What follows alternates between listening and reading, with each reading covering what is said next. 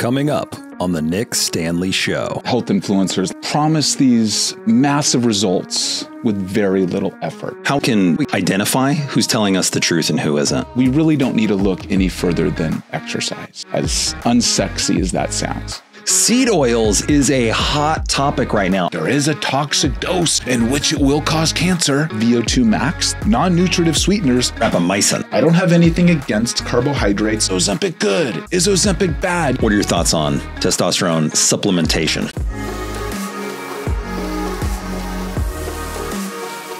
Dr. Paul, welcome back to the show.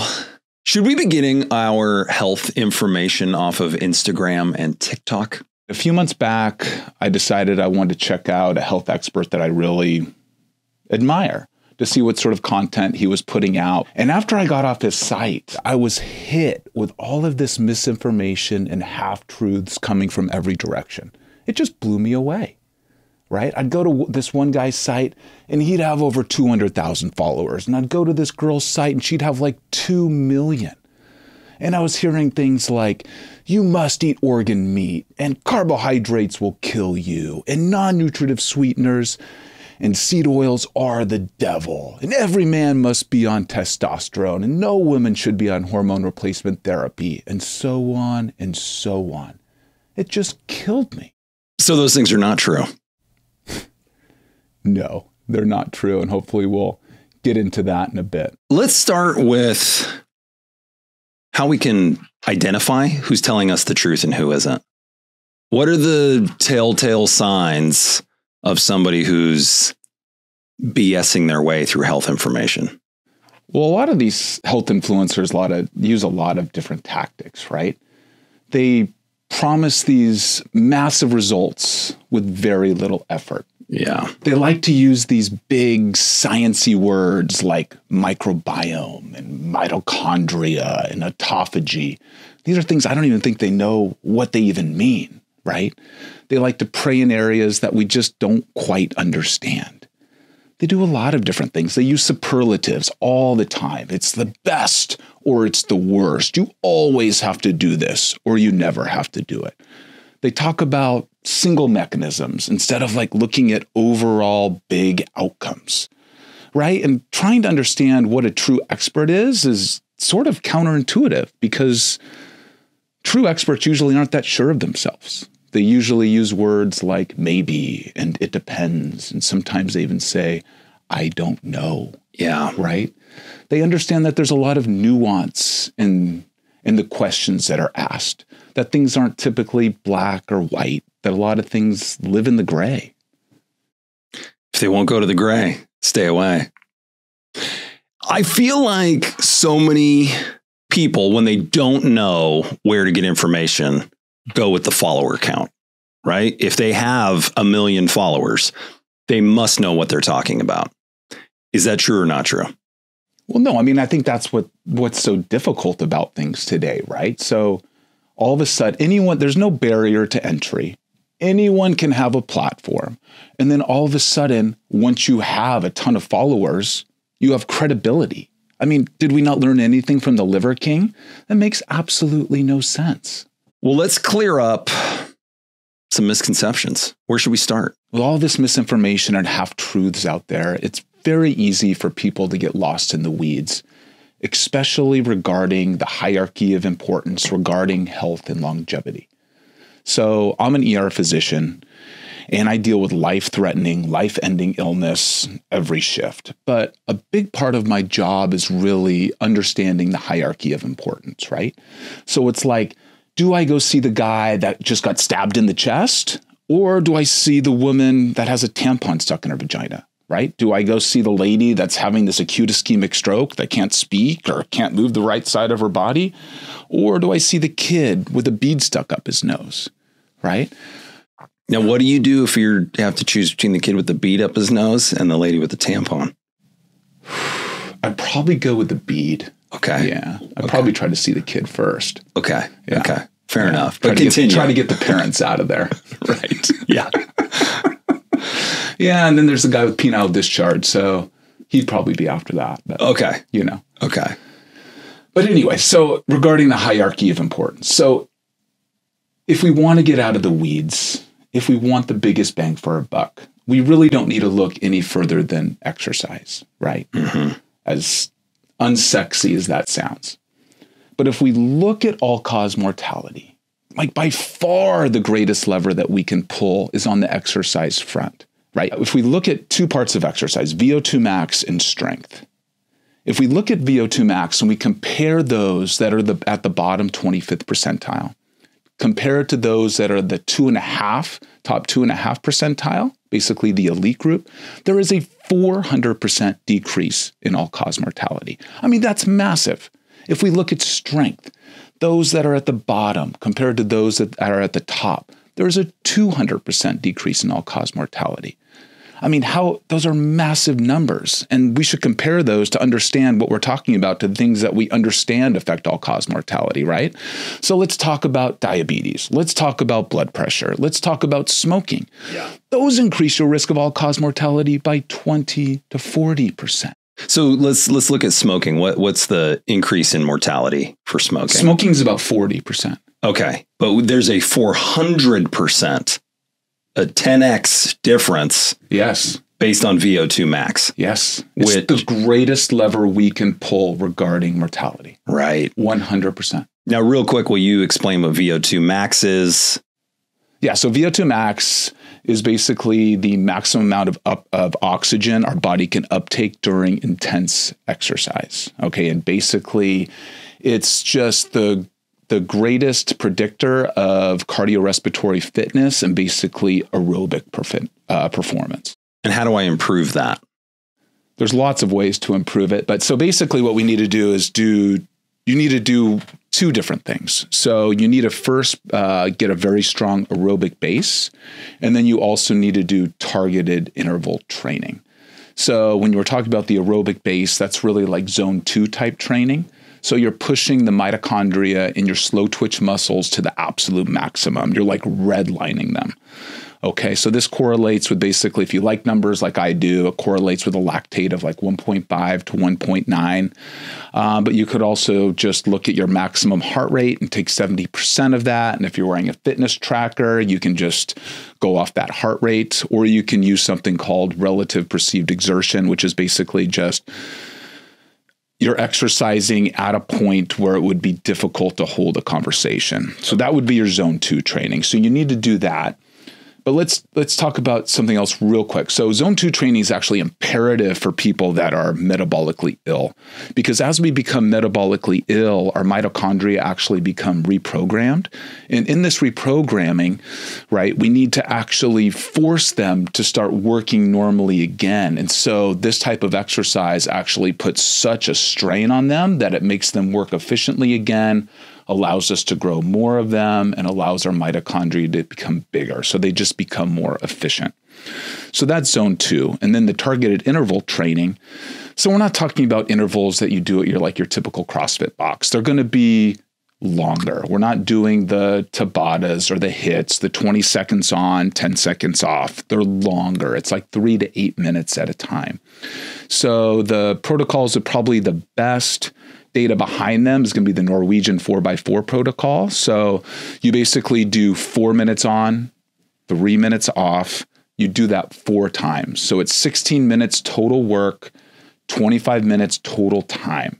And like, whoa, does that improve your VO2 max? Like, it blows me away, right? How much that improves it. So I was on the Ironman circuit, 3 or 4 years ago, and I did most of my training through basically just the moderate intensity exercise, more of it just through all of the zone 2.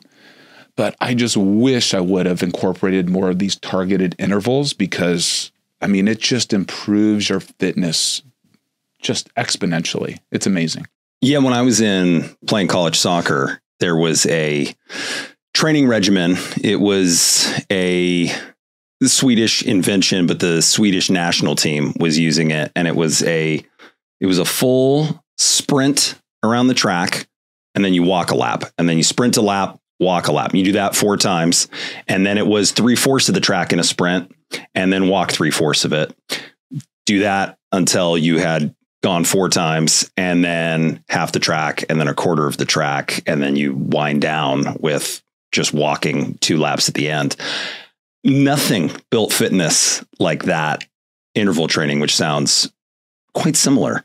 And when you do this now, do you do it on a bike or do you do it running? Does it matter? No, I do it on a Peloton typically. Yeah. So there's different ways to basically figure out what your VO2 max is, right? So you can either go to like an exercise physiology lab if you're special. If you're rich, you can buy like a at-home monitor called the VO2 Master, or you can just do it. You can just basically choose any activity you want. Most people choose running, and they'll run for 12 minutes as hard as you can, as far as you can, while wearing like a fitness tracker. And you basically just see how far you went, and then you put that into an online calculator, and it spits out your VO2 max. Okay. And so another reason why this is such an important thing to look at, because it can give us basically a glimpse into the future of what our life might look like. Okay, so there's these evidence-based graphs that have VO2 max on the y-axis and age on the x-axis. So like taking me for an example. So my VO2 max is above 50 right now. And so that puts me in the elite group for my age, but I'm not elite at anything anymore. I'm just simply trained to achieve that metric. But if you look at the graph, I can plot myself out, and then I can look at 20, 30, and 40 years and see what I'll be able to do during those times. So when I'm 80, I should be able to carry heavy loads upstairs and be able to walk briskly up an incline. So if I can do that when I'm 80, I'll be happy. But if we look at someone that's at the bottom quartile, at the 25th percentile, right? So right now their VO2 max is probably, if they're 40, their VO2 max is probably around 36, 37. That means that they're able to run about a 10-minute mile. Okay. But let's look at them in 40 years. What are they going to be able to do? They are going to have difficulty walking on a trail, and they might be able to walk on flat surfaces. Now, those two endpoints are distinctly different, right? And I think this is an exercise that everyone should go through. We should think about the things that we want to be able to do at the end of our life and look at the VO2 max that requires, and then basically reverse engineer it and see where we need to be now, right? And I think most of us will be shocked because we'll realize that most of us are heading for a nursing home, right? We're going to be bedbound and just hanging out in bed all day. And some people say, that sounds great. I'm just going to be in bed and watch TV. Sounds great. But I mean, I work at a small community hospital that just happens to be surrounded by numerous skilled nursing facilities and nursing homes. I have never met one patient that is stoked to be in a nursing home. So if you want to be able to do adventures, if you want to hang out with your grandkids, if you want to travel, if you want to be able to lift up your wife's suitcase while you're traveling, you're going to have a much higher VO2 max than you think you need, right? It's going to require you having an above average VO2 max for your entire life to ensure that you're going to be able to do those things that you want to be able to do in the future. Dr. Paul, that sounds really hard. Now, look, I like to exercise. I enjoy it. It gets my head right. So it's not hard for me to get into the gym. But what would you say to all the people that hate exercising? And you're saying this is a longevity hack, getting out there, running, biking, putting in that time and energy is going to achieve the biggest bang for our buck in terms of longevity and increasing our health span. But what about all those people that just say, man, it would just be so much easier to buy something on the internet that I saw on TikTok. It'd be easier to get an injection of something, whether it's a weight loss drug or testosterone. What do we say to those people? I realize that this is not sexy, right? But I think we have to stop looking for the shortcut, for the hack, for the easy road. Because I don't really think there is an easy road. Those sexy routes aren't going to get you stronger. They're not going to get you healthier. They're not going to get you faster, right? It really comes down to sweat, repetitions, hard work, and discipline. I mean, when we look at the difference and the difference in all-cause mortality, it is obvious that exercise is the longevity hack. Like, there is nothing else that even comes close to those numbers. When you have a 400% decrease in all-cause mortality, and when you're comparing that to diabetes and high blood pressure, and that's 20 to 40%, I mean, come on. If you want to live long, if you want to be healthy, if you want to be free from suffering in the long road, it's exercise. And it just kills me that people argue about this supplement versus another supplement, or this nuance of their diet versus this nuance of someone else's diet, because those things just barely move the needle. If you want the biggest bang for your buck, if you want to get out of the weeds, it's exercise. But that poses a problem for the influencers, because then you don't have content to get people upset about. You don't have content to just fill the need of the algorithm to just keep talking about this supplement versus that supplement. It's hard to build a 1 million follower Instagram account if you're just going to tell people to do the right things, like get out there and exercise. It is tough. And it's even more tough because people are so damn tribal in nature nowadays, right? Yeah. Everyone just wants to tell everyone else. They feel like it is their destiny to tell everyone else why what they're doing is the best and why what everyone else is doing is the worst. Right. Yeah. Yeah. It sort of destroys their whole platform. But I mean, we have to get out of the weeds. We have to start realizing where we need to put our energy, where we need to put our focus. My point here isn't for everyone to be thin or whatever. My whole point is for us just to be metabolically healthy and to be free from suffering. I have this interesting view into the world being an ER doctor, right? So I deliver babies and I pronounce people dead. But I see what happens to people midway through when they are metabolically unhealthy and they have visceral fat on board. It just causes nothing but suffering. What I want for people is for their health spans to be long, and then they have this sharp, steady decline at the end of their life towards a peaceful death. Who wants a very short health span within this decline that's slow and painful and full of suffering? Like, that's not what we want. But if we keep on going in this same trajectory, that's where we're headed. And I'm just generally concerned about the population at large because it's just not looking so good. I heard a good one the other day from Scott Galloway, who, I'm become a very big fan of recently.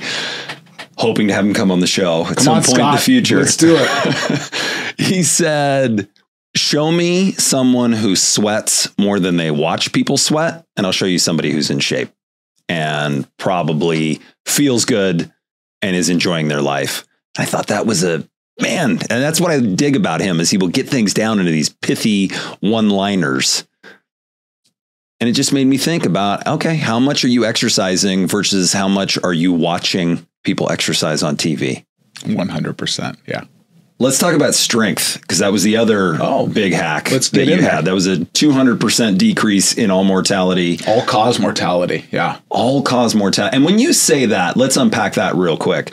What is all cause mortality? Basically deaths from every cause. So, I mean, that can be broken down into like cardiovascular mortality, or cancer-based mortality, or metabolic-based mortality, right? Those are all like subgroups within that. But we're talking about all deaths, all comers. So you're saying the data is showing you that if we do strength training and VO2 max training, that functions like a prophylactic against not just heart disease, which we might expect, but also things like stroke and other causes of death that we wouldn't think are directly related to our physical fitness. So cardiovascular disease is the number one cause of mortality in the world, right? 20 million people die per year of cardiovascular disease. And so a lot of people will think, well, obviously VO2 max or getting in great cardiorespiratory fitness is going to affect my cardiovascular health. And that's probably why it affects all-cause mortality so strongly. But it goes way beyond that. Because as we get older, there's all these things that come in life that are these unexpected stresses, right? Whether we have a surgery or we have to undergo chemotherapy or we have a respiratory illness. And what having a strong and elevated VO2 max allows us is it gives us basically this reserve to be able to produce energy during times of stress, during times of need, to be able to combat those things that are unexpected, and allows us to get through those things and be able to tolerate that surgery, to be able to tolerate that chemotherapy. Okay, how does strength play into all of this? Okay, so regarding strength, so a major impediment to our just daily living is the age-related decline in muscle mass, also known as sarcopenia. So when I talk about impediments, I'm just talking about like being able to go to the restroom or getting in and out of bed, right? And so getting in and out of a car, getting up and down stairs, whatever. And so a lot of people think that this is an issue for the distant future. Like, yeah, I'm 43. I don't need to worry about that now. I'll worry about it later, right? But the problem is we start losing our strength at age 40. We start losing 1% of our muscle mass at age 40. And we lose things like speed and acceleration and power, even exponentially earlier and faster, right? And this can be seen in professional athletes that happen to compete in, power and speed type sports. I mean, they're weeded out in their late 20s and early 30s. And that's because the aging process is already taking root. This muscle decline, and we talk about basically movements that require strength. We're talking about the loss or the atrophy basically of type 2 muscle fibers. These are the strength type fibers, which is in opposition to our endurance or like type 1 fibers. So we start losing these fibers at about 40. And some people think that this is just simply inevitable. I don't think so. I think it's basically due to this vicious positive feedback loop of inactivity and deconditioning. So basically meaning that it's just because of a lack of stimuli. I mean, we have seen in paper after paper that older people are still able to develop and maintain muscle mass throughout their life. So it's not that it's inevitable. It's that we're just not working hard enough. We're not giving our bodies the stimuli to maintain our lean mass, to build muscle mass. And if we want to maintain a healthy life that's free of suffering, I think this is pretty important. And as we enter the middle ages of our life, you've got a career, requires a lot of sitting, usually, if you're working in an office. You've got kids for many people, and suddenly your time is really constricted. But you're saying, if you want to continue to feel good and live healthy, make this a priority. You've got to make time. The way I do it is I wake up early and I get all of this done in the morning before anyone else is awake, right? And I think, there's some people that are, that are early risers and some that go to bed late, but I just really see that doing it early makes sense because there's nothing that gets in my way of getting that workout done, right? There's no one that needs help. I don't need to make lunches. I don't need to help someone with homework. I'm not dealing with fighting kids or whatever. But if you wait till the end of the day, I think that's when things sort of go off the tracks, right? You come home and it's like, or you had a hard day at work and you got in traffic and you come home to a messy house and you come home to a wife that's not happy with you. There's a pretty good chance you're probably not going to get that workout in, right? So I like to get it done in the morning. But whenever you want to do it, yes, it's just about building habits. It's about becoming a person that exercises. It's about forming a new identity. It's just about doing it. People like to analyze, and then they're just paralyzed and then they get nothing done, right? It's like we've got to be impatient with action and then be patient with the results. We've got to just do. So get out there and exercise is the number one message here. 100%. Yeah. Okay. If we get into the specifics of that exercise, let's talk about what type of strength training should we be doing to achieve these good outcomes.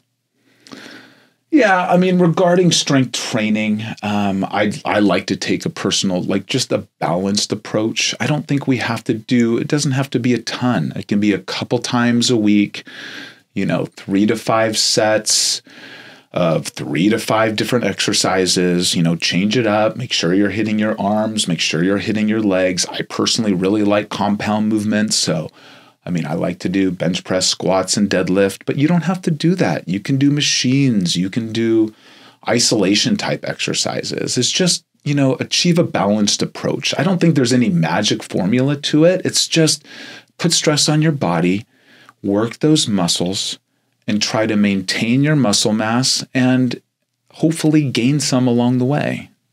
How often do you lift? I lift 4 times a week. How long is each workout? If I want to look like you. I'm not a normal person. I do a lot of sort of bizarre things, right? So I wake up, I go downstairs, I get a cup of coffee. Usually I'm woken up by the dogs, so they're jumping on my chest, and that's usually around 4 o'clock, right? I don't really have much sand when I wake up. Go downstairs, grab a cup of coffee, go out to the garage, and then the dogs and I go on what I call a rough and ruck, right? So it's basically I'm just walking the dogs, but I'm rucking. So I put a backpack on with weights in it. Usually it's like 3 to 5 miles. If it's a weightlifting day, then I'll train with weights, and usually that's an hour to 2. I'll usually hit some sort of aerobic type conditioning, either hit zone 2 or do some targeted intervals. And that's 4 times a week. And on the other 3 days, I'll do things like yoga or just do the Peloton or things like that. But I try to be active every day. The only days that I'm not active are days that I'm coming off of overnight shifts because it's just too much stress in my body. So those are my 100% day off. I just lounge and sleep. Okay. And the rucking is not your aerobic activity. So you do the ruck, the lift, and then onto the bike. Yeah. So again, I'm not normal. But yes, so I ruck, and right now I'm rucking with 130 pounds in my pack, and I try to walk as fast as I can with that. It probably looks like I'm walking the speed of someone that's, 20 years older than I am, but I'm trying to push it as fast as I can. And yeah, that it actually does work me aerobically pretty well. By the end, I am exhausted and it's hard for me to breathe. Yeah. If somebody wants to start rucking, because there's a lot of research coming out. It's a relatively new trend. And I have seen lately some research showing Tia's big on it, that there are massive benefits to your health from rucking. Obviously, we can't all start at 100 plus pounds. Oh, I wouldn't. No, I think you start at like 10 or 20 pounds. Yeah. Okay. Yeah. I really love the Go Ruck brand. I mean, it's amazing. It's very tough. Like, I've had no problems with it whatsoever. And you just start small. Just throw on the backpack, throw on a little vest, and, go for a 1 mile walk and see what's happening, and try to hit some hills and try to walk hard. And you'll be like, whoa, this is pretty intense. And it really helps a lot with your stability as well, which is what I really like, because the dogs are going to pull me in every direction. And in the morning, we see coyotes and we see skunks, and so they're going crazy. And so it just really helps with my stability too. Okay, so if we're looking big picture, we're not getting lost in the weeds on individual supplements. You talked about that hierarchy of impact, things that are really going to make a difference. What else is on that list? Top 5 or 6 or 7 things. So if I had to go over my hierarchy of importance, it would start with exercise. It would be workout often, workout hard, workout vigorously, focusing on VO2 max and strength. It would be eat a energy balanced diet based on real food, avoiding energy toxicity and diabetes. It would be do not smoke, significantly limit your alcohol intake, do something to manage your chronic stress, and ensure that you're getting enough quantity and quality of sleep. And I think if you do all of those things, then you're 95% of the way there, right? That's the lion's share of the things that we need to worry about. And if you do all those things, then we can worry about that other 5% and we can get into supplements and other things. But until you have those things covered, like I've said before, it makes no sense to debate over this supplement or another or this part of your diet versus another, because it just doesn't matter, right? It's just those things just move the needle so little compared to these big movers. On this hierarchy, you mentioned diet. Now, one thing in doing a little research for this, I noticed a lot of these health influencers talk about calories in, calories out is not a real thing. In fact, several of them say calories are not a real thing. What do you think about that? I think it's absolutely unbelievable, right? I mean, calories are a real thing. They're just simply a unit of measurement. It's like saying gravity isn't real or seconds on a clock aren't real, right? Calorie is just the unit of energy it takes to heat 1 gram of water by 1 degree Celsius. And when we talk about calories referring to food, it's just referring to the potential energy that's stored in the bonds of food that through digestion and metabolism and absorption, we're able to basically capture that energy. So it doesn't make a bunch of sense for us to just store a bunch of ATP in our cells, right? Because ATP is just too highly reactive and we would just have a bunch of micro explosions going on all the time. So that doesn't really make sense. So we need to store this energy in glycogen and in triglycerides, which are the storage form of fats and carbohydrates. A lot of these guys, they've actually come out and said that this is created by the food industry, right? That the food industry wants people to feel like they are gluttons and sloths. And when these influencers say things like that really gets me going. And I take it personally, right? You are not a glutton or a sloth because you're overweight. All that it means is that for your level of energy expenditure, you have exceeded that in your intake. It's just simple math. I mean, the last time I checked, math isn't judgmental, is it? Depends on who you ask these days, but we as humans insert that judgment, right? I mean, I know that when I was obese, when I was overweight, when I weighed in the mid 300s, I didn't wake up every morning and say, I can't wait to eat as much as I can and sleep all day. No. I mean, I was playing college football. I was extremely active. I had decent cardiorespiratory fitness. I had excellent strength. All that it meant was that I ate more than I burned. There's no judgment there. It's just math. Yeah. You know?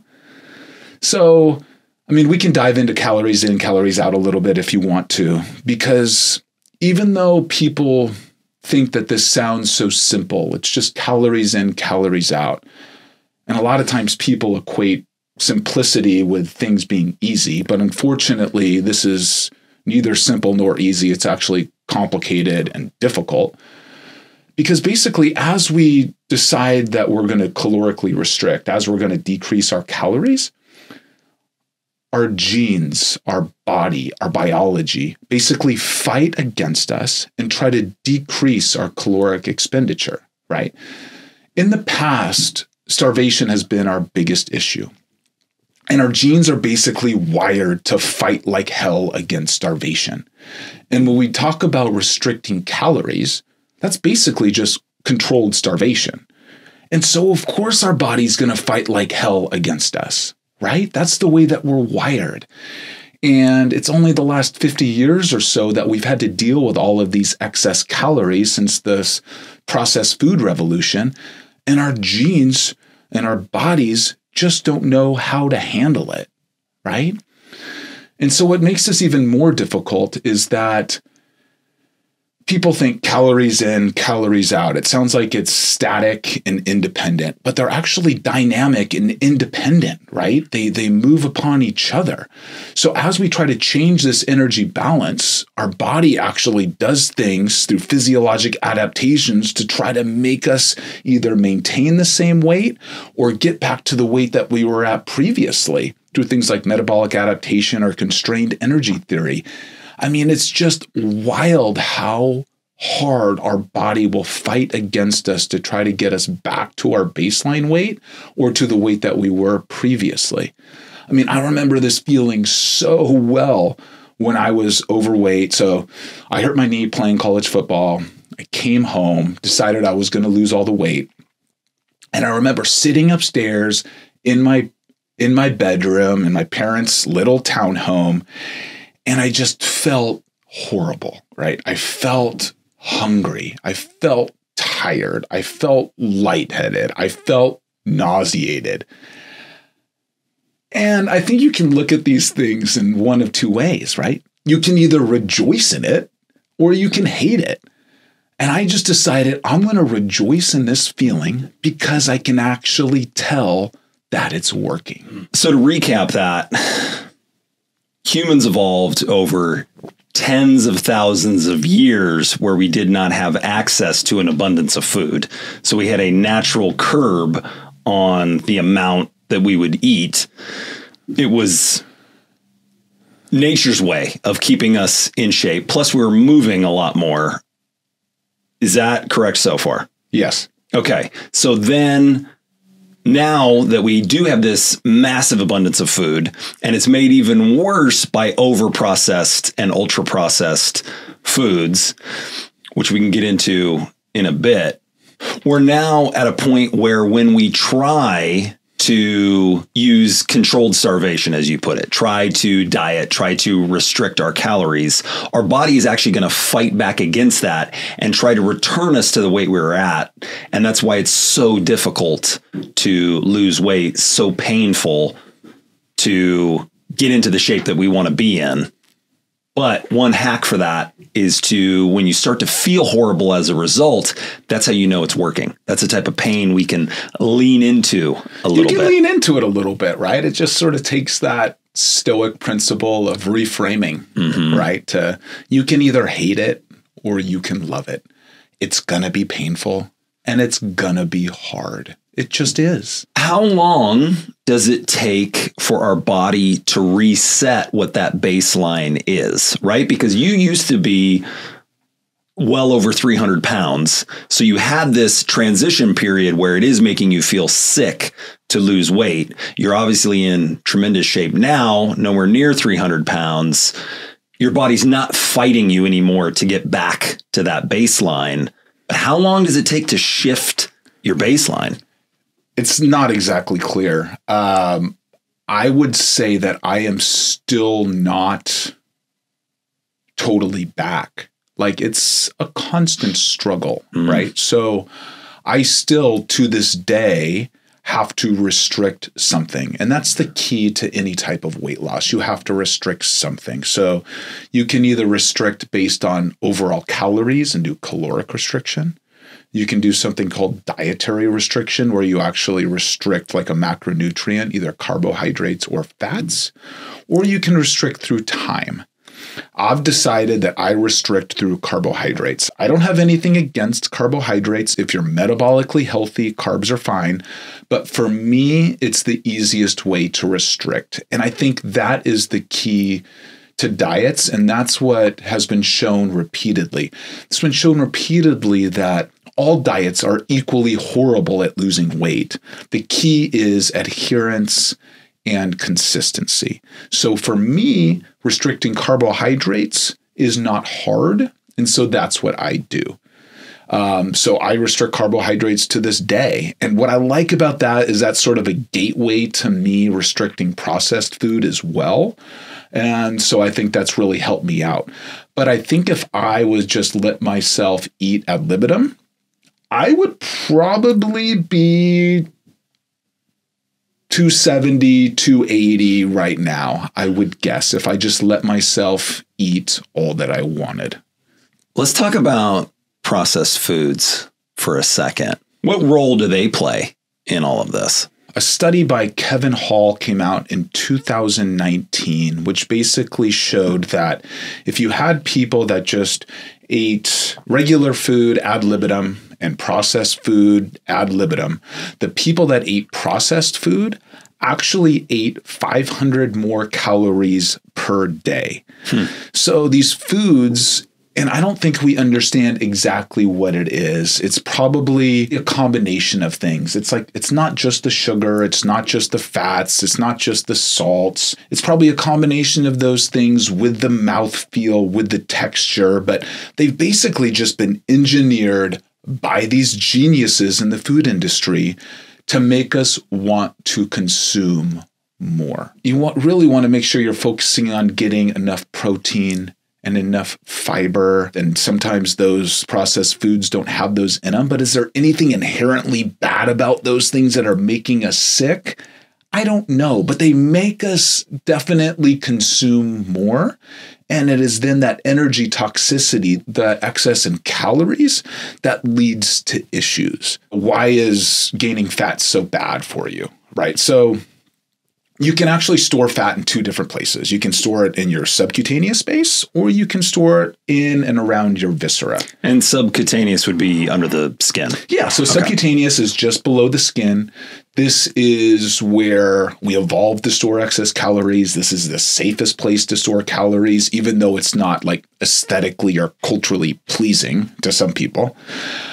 Or you can store it in and around your viscera. So actually like inside or around your organs. And once the fat gets to inside and around your organs, that's when we have metabolic problems. That's when we get lots of inflammation. So Peter Attia explains this in like this bathtub analogy where calories in is basically the faucet from a bathtub, the water coming in, and then the calories out is going to be the drain. And we have this bathtub. So when calories in exceed calories out, that bathtub starts to fill. And everything's fine, right? We can have subcutaneous fat and it's not a problem. Everything is fine until that bathtub starts to then overflow. And then that water starts to hit the floorboards and destroy other parts of the house. And that's exactly how it works with our visceral fat. So everything's fine as long as we're just storing it in our subcutaneous space. But once that starts to overflow into our viscera, that's when we have the problem. And an important thing to say is that not everyone that is obese is metabolically ill, right? Because we have different fat storage capacities, which is usually based on genetics. So those that are Asian have a much smaller fat storage capacity than Caucasians, let's say. And I think this needs to be a major wake-up call for people, right? Because if we look at the numbers, 40% of people are obese, but 90% of us are metabolically ill. 90%? Yes. Wow. So even though you may look in the mirror and be like, oh, I look pretty thin, you may have a lot of visceral fat that is causing a lot of harm. So we've got to pay attention, and it's important to understand our underlying health. How do we identify that? I mean, if I'm someone who's thin and I have a lot of visceral fat, which again, just to be clear, means fat in and around the organs, how would I know? You can get something called a DEXA scan. It's basically like an X-ray, and that can basically partition out where your different modes of fat are stored, basically. And that's a simple test. It's usually done in the elderly population. It's what looks at sort of the density of your bones to tell you if you're getting, it looks at your lumbar spine and your two hips to see if you're basically getting osteoporosis or osteopenia. But another thing that it does is it can look at different areas where we're accumulating fat and then also give us an idea of how much muscle mass we have. And then and we can use then our measurements and then compare them to known metrics and then see where we sort of line up. Okay. Now I have Kaiser insurance. Good luck. Yeah, if I go in there, will they give me one of those scans? Probably not unless you're 65. Okay, so but they're not expensive. It's like $100 to go to go get it done. Okay, and an independent operator. You can just talk to me and I'll write you a script. Okay. Okay. There we go. What would those independent places be called? If I wanted to search one on Google, do I need I would just search like DEXA scan near me. And then it will pop up, and then, yeah. Okay. Most of the time you'll need a prescription, but a lot of times, I mean, a lot of these places have workarounds where, just like with, you know, testosterone treatment, you just sort of see a doctor, but not really, and they just sort of get you a script in there. So. Okay. And for anyone who's interested, that's DEXA. Okay, how concerned do people need to be about the possibility of this viscera fat if I am keeping up on my strength training, keeping up on my VO2 max training? Should I be worried about that, or am I probably in good shape? Oh, you're probably fine. Okay. You're most likely fine. If you are following my hierarchies of importance, right? If you're exercising hard and vigorously and often, and you are basically consuming a diet based on real food and avoiding energy toxicity and diabetes, then the likelihood of you having a lot of visceral fat is very low. Right? Okay. For those that are concerned, that think they may be on the border, that are looking at their blood markers and they're just not quite what they want to be, if you're having problems losing weight, so on and so forth, then I would get the DEXA to really see. You mentioned smoking and alcohol in there among that hierarchy of impact. I'm just going to keep calling it that. With smoking and alcohol, how much is too much? How do we know if we're exceeding where we should be? I don't want to just leave it at a feeling. If I have, I mean, obviously you shouldn't be a regular smoker. Let's just say I have one cigarette a week, one cigarette a month, one cigarette a year. Where do we cross the line of too much? You cross the line at 1. Yeah. Okay. 1 is too much. Smoking has been shown to be detrimental. It doesn't matter how much you do it. You shouldn't do it at all.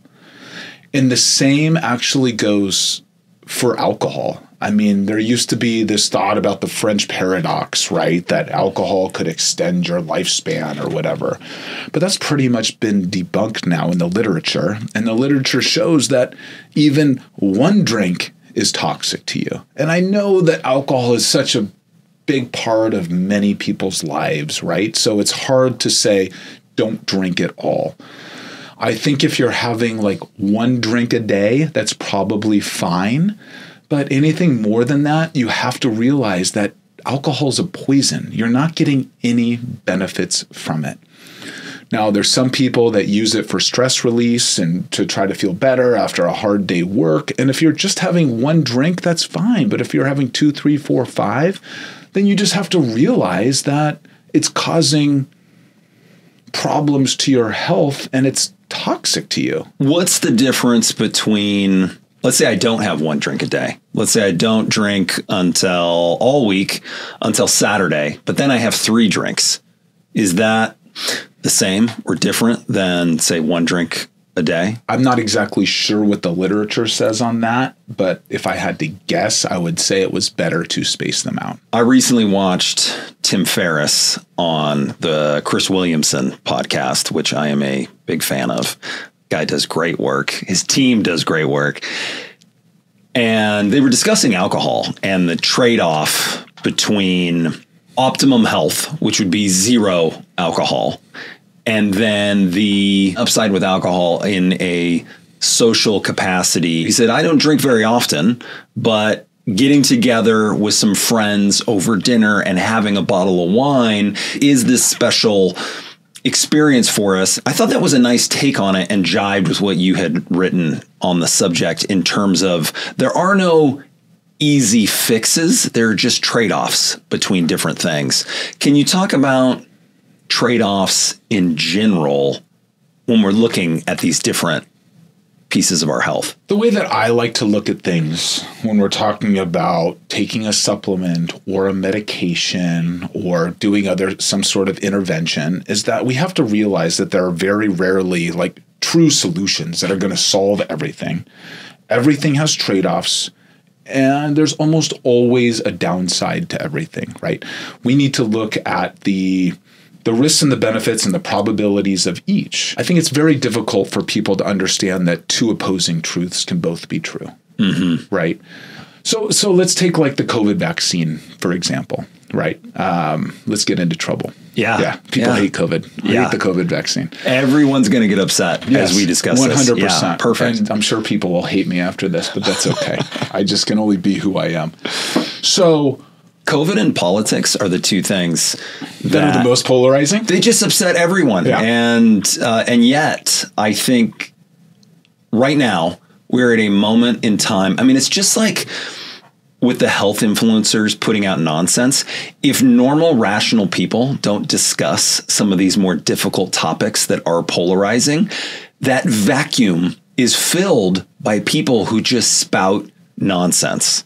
So let's lean into it. Yeah. So regarding the COVID vaccine, right? People have a hard time accepting that two opposite things can both be true, right? So what are truths about the vaccine?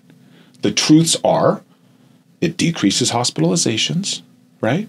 And in subgroups of people, it has decreased death. But there are other truths. There are downsides then there are truths. Yeah, you get the vaccine and it might make you feel horrible. You might get myocarditis, an inflammation of your heart tissue. You might get a pulmonary embolism, which is a blood clot that goes to the lung. And those things are horrible as well. But it's all about looking at the risks and the benefits and the probabilities of each, right? So I'm an ER doctor. I work in a small little community hospital, and my hospital was hit so hard by COVID, right? I would see multiple people die per shift from COVID during the pandemic. It got so bad that the morgue was filled and we actually had to stack we had to rent these refrigerated trucks and stack dead people on top of one another, like inhumanely. It was one of the most traumatic things I've ever had to deal with, just shoving these dead people on top of one another. It was like from a horror movie. Yeah. And so during this time, I was scared for my life. I was scared that I was going to bring the virus home to my family and infect them and that they would get sick. So did I take the vaccine? Hell yeah, I took the vaccine. I got 3 of them, right? Because at that point, the benefits of living far outweighed the risks of myocarditis, pulmonary embolism, and not feeling well from getting the vaccine. But guess what? I haven't gotten a vaccine since. And why is that? Because COVID isn't as virulent. People aren't dying from COVID anymore unless you are at the extremes of age or extremely immunocompromised. And so now the risks for me far outweigh the benefits because I don't want to feel horrible after getting the vaccine. I don't want the risk of myocarditis. I don't want the risk of pulmonary embolism. So I don't take it. That doesn't mean that everyone shouldn't take it. If you're elderly or you're immunocompromised, you should probably still get the vaccine. But that's an individual decision that I made on the data for myself. And I think that's the way we need to look at everything. Any medication we take, anything. I mean, we can talk about Ozempic, right? People are always saying, is Ozempic good? Is Ozempic bad? You hear that all over the place. Right. I mean, Ozempic's your favorite topic, right? Yeah. Nick sends me, a couple articles a week about Ozempic. What do you think about this? You would think that he was on it, Right. He just looks this good naturally, But there for the record, I have not taken Ozempic. No, I haven't prescribed him Ozempic yet. But anyways, so there are truths about Ozempic. Ozempic will cause a significant amount of weight loss, right? You look at the data and half the people lost 15% of their body weight. A third of people lost 20%. It's incredible. And what I see clinically is probably even better than that. But there are other truths to that too. You're going to have GI upset. You're going to be nauseous. You're going to vomit. You might have diarrhea. You might lose desire. You might lose lean muscle mass. Your sympathetic tone may increase. You might even get bad things like colonic paralysis, right? So in people that have a substantial amount of weight to lose, the benefits of losing a substantial amount of weight far outweigh the risks of those other things. But if you have 10 pounds to lose, I think the risks are too great. And so therefore you probably shouldn't take it, right? The benefits of losing 10 pounds isn't greater than all of those risks. And so the decisions need to be nuanced. We need to look at people individually and talk about the truths that we know and present both the good and the bad. And we have to make educated decisions. It's not just everyone needs to take the vaccine. Everyone needs to be on Ozempic. Sorry. I mean, it's nuanced. Why don't we just look at the real data? Why does it have to be so polarizing? Why does it have to be the best or the worst? Because things just don't work that way. Most things are in the middle. Right. It's not binary. It's not. It's not good or bad. I really feel like the entire vaccine controversy and the pandemic in general would have gone in a smoother, more healthy pattern for society had there been more high-level health providers speaking to people like they are adults, like you just did just now, instead of minimizing risks or putting mandates out. Most adults, if they are given information, can make good choices. And I appreciate you doing that right now. Yeah, I mean, I'm not saying the government did everything right. It was a very tough time. Yes.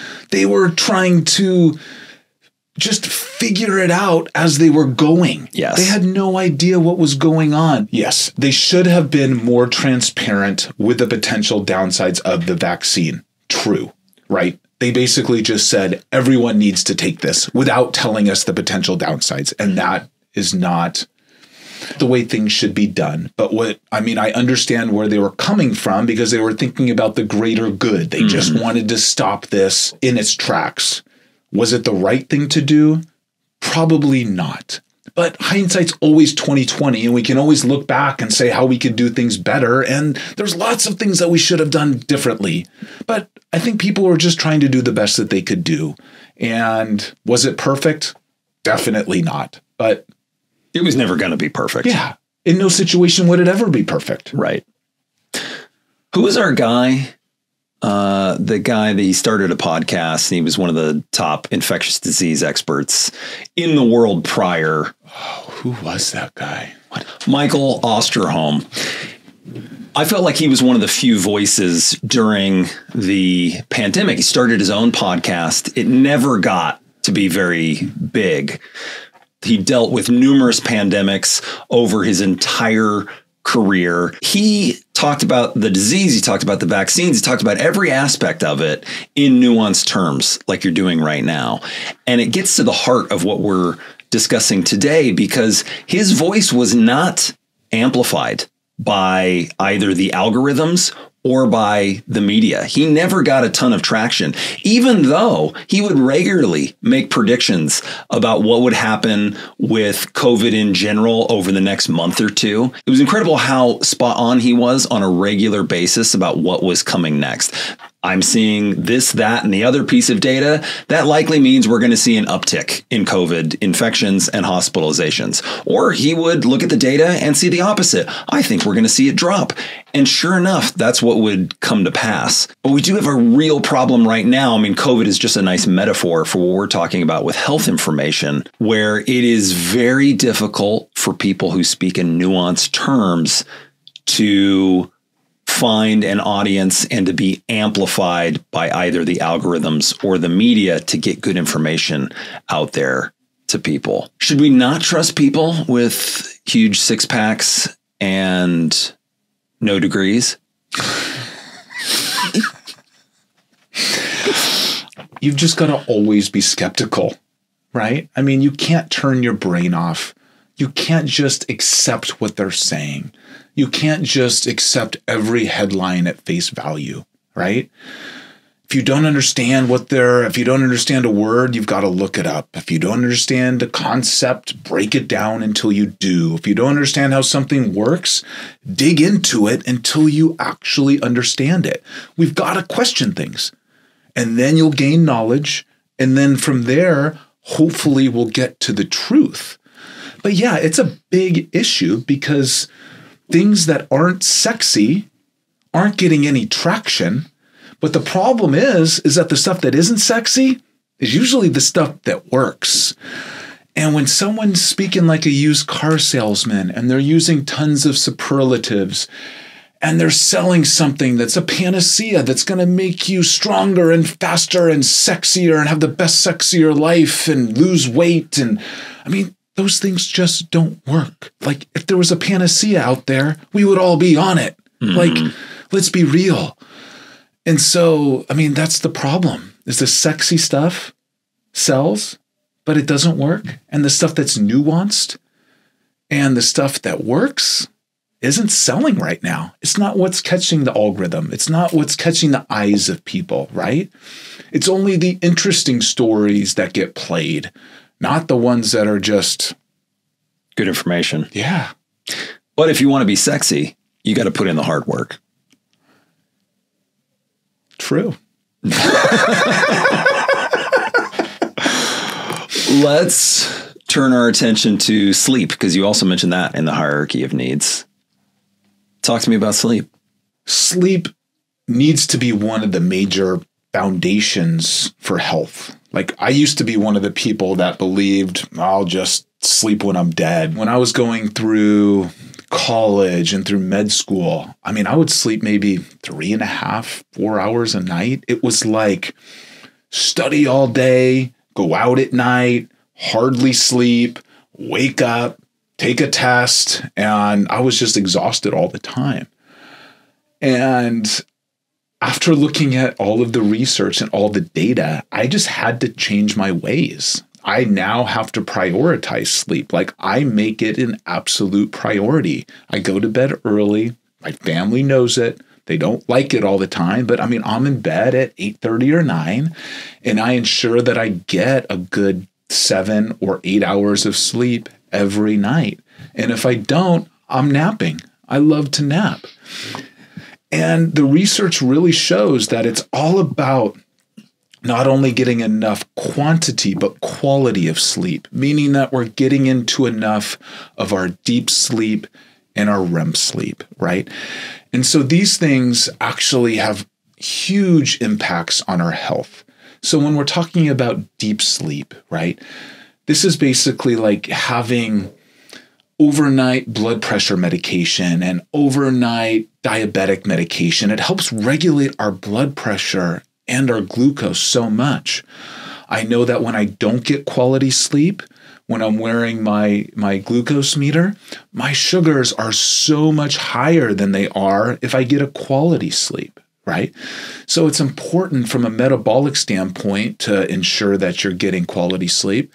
And then regarding REM sleep, I mean, that's like an overnight therapy session. It really has massive impacts on our mental health. And so, yeah, I think it's of utmost importance to make sure that we are getting both quantity and quality of sleep. There seems to be a lot of new research on that. We knew sleep was rest time for the body and a rejuvenation process for the body, but it's also a rejuvenation process for the brain. And if your mental health is not doing well, if you're feeling like you dislike other people irrationally or everybody dislikes you, sleep might be the answer there. Oh, 100%. I mean, during sleep is when the brain actually drains itself of all of its toxins and all the bad stuff going on. It takes these coordinated movements of the brain to be able to flush all of the toxins out. And that also happens during deep sleep. So yeah, we've got to rejuvenate the brain. We've got to rejuvenate the body. It's got to be a foundation, and it's got to be something that we actually, make a priority. Let's touch on stress, because that was also in your hierarchy of needs. And I think it's a really nuanced topic, right? It's not that we want to live stress-free, but there is certainly a point where there's too much. So how do we balance that? How much stress is too much? How much is too little? Where do we find the Goldilocks zone? What's important is that we realize that chronic stress truly also affects our overall health. And we need to be doing something not weekly, not monthly, but daily, to try to alleviate our chronic stress. And that can be different things for different people. For some people, that's exercise. For some people, that's meditation. For some people, that's cold plunging. For some people, that's going in the sauna. But it needs to be something that's done on the daily to help rejuvenate these things, to make sure that all of your inflammatory markers are basically at bay. And it's something that requires work, and it's not something that's easy. And sometimes it requires diving into some hard things and dealing with stuff that we don't want to deal with. But again, like, you got to do it. Real simple one, turning off these things. Right? Just having periods of time where you shut them off. From a psychological perspective, a lot of what goes on with the phone is self-soothing. When we are in a high stress state, it feels good to just mindlessly do this and just see clips of whatever on your favorite service. And it will make us feel a little bit better in the moment. But all you're doing is tamping that stress down and not really dealing with it, because all these images and videos that we're seeing are probably subtly, drip by drip by drip, adding to your stress levels, because there's so much content that makes us feel that we are less than, not enough, or just misinformation, which causes more mental chaos, which has negative effects on our bodies. And so all that to say, it's a really simple thing. I'm going to shut it off for the next 30 minutes. And then maybe the next week, you try for 45 minutes. And then the next week, an hour. Various phone makers have hired people from the casino industry that were experts at getting slot machines to catch people's attention and to draw them in and keep them engaged. They've used that same sort of research with the phones. That's why notifications are such a big deal. It's popping up all the time, grabbing your attention, sucking you back in. And simply by turning it off, you give yourself a chance to actually connect with what's going on. Your phone example is similar to everything else that we're dealing with in life, right? Everything else that has been weaponized, whether it be food or alcohol. All of these things are just weaponized to basically take our mind off of things that really matter, right? We just try to numb things. We try to tamper them down. That's why I think meditation is so special, is that it forces you to sit still and be with your thoughts and actually see what's going on in your brain, and maybe have some insight into actually what's going on into your subconscious. And it gives us a chance to actually deal with those things, because everything else is just about eating a lot of food and trying to numb those feelings, or drinking those feelings away, or taking an edible so I don't have to feel this, or whatever it may be. I think we just need to actually sit with our feelings and understand what's going on in our brain, because it's trying to tell us something a lot of the time, right? It's trying to tell us, well, we're feeling this way or we're acting this way because of things that have happened in our past. And until we actually sit down and deal with these issues, nothing's ever going to get better. Well, I love to talk about cold plunging. I find it is such a hack to useful meditation.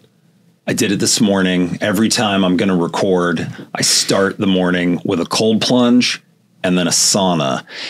And the cold plunge, even though I think I was in for 3 to 4 minutes this morning, it's such a intense present moment experience. It's very difficult to check out when you are in 45-degree water, right? You have to experience that in the present moment. You have to breathe, or at least that's a really great way to help you through the experience. So you're thinking about your breathing.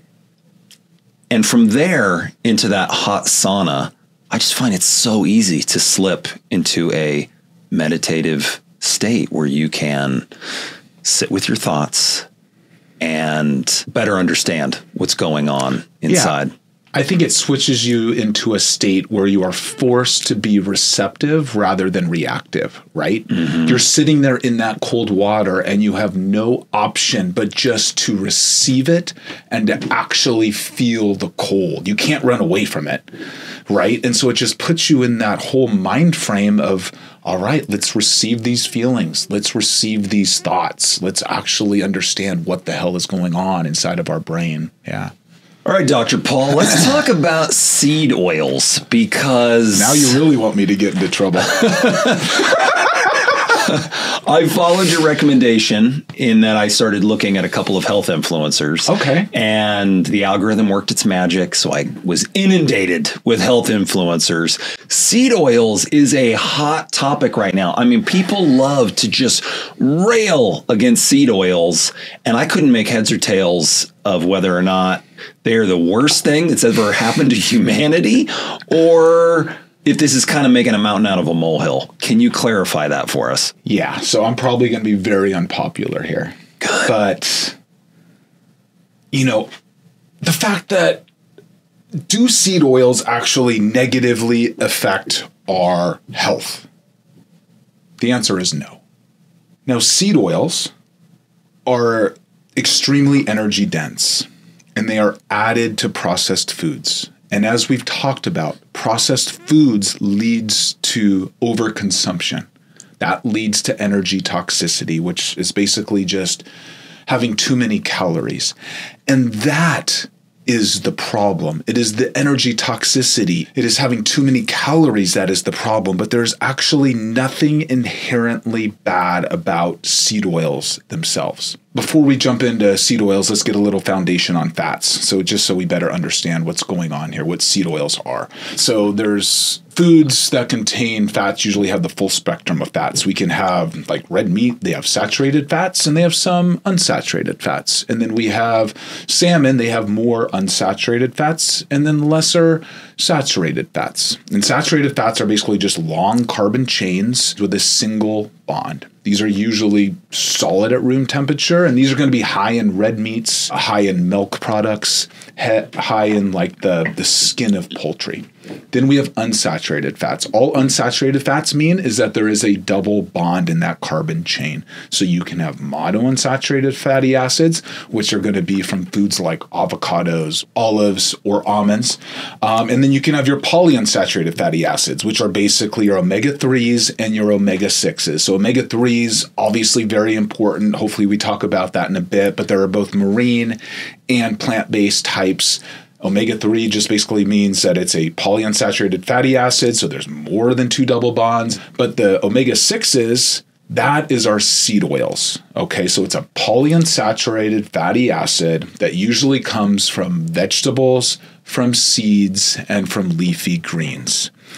And so, especially people in the carnivore type community have basically completely villainized and demonized seed oils, which I don't completely understand, because if you look at the data, it's just not there, right? So epidemiology is a type of study that basically shows correlation, but it does not show causation. So it basically just shows an association.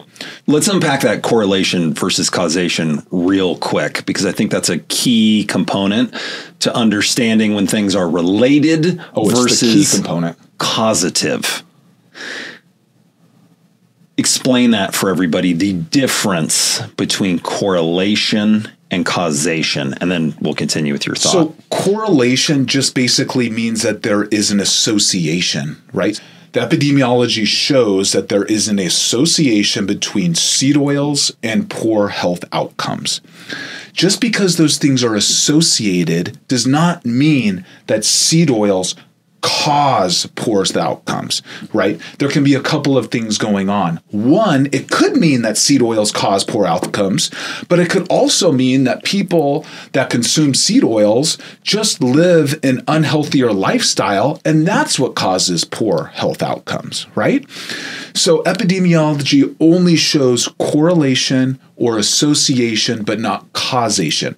And if we were going to put a simple example of that, you could say people who are wealthy have really nice manicured lawns. There's a strong correlation between those two things because they can hire a gardener to take care of their lawn. But the lawn, the nice lawn, does not have any causation. There's no causality between the lawn and being wealthy.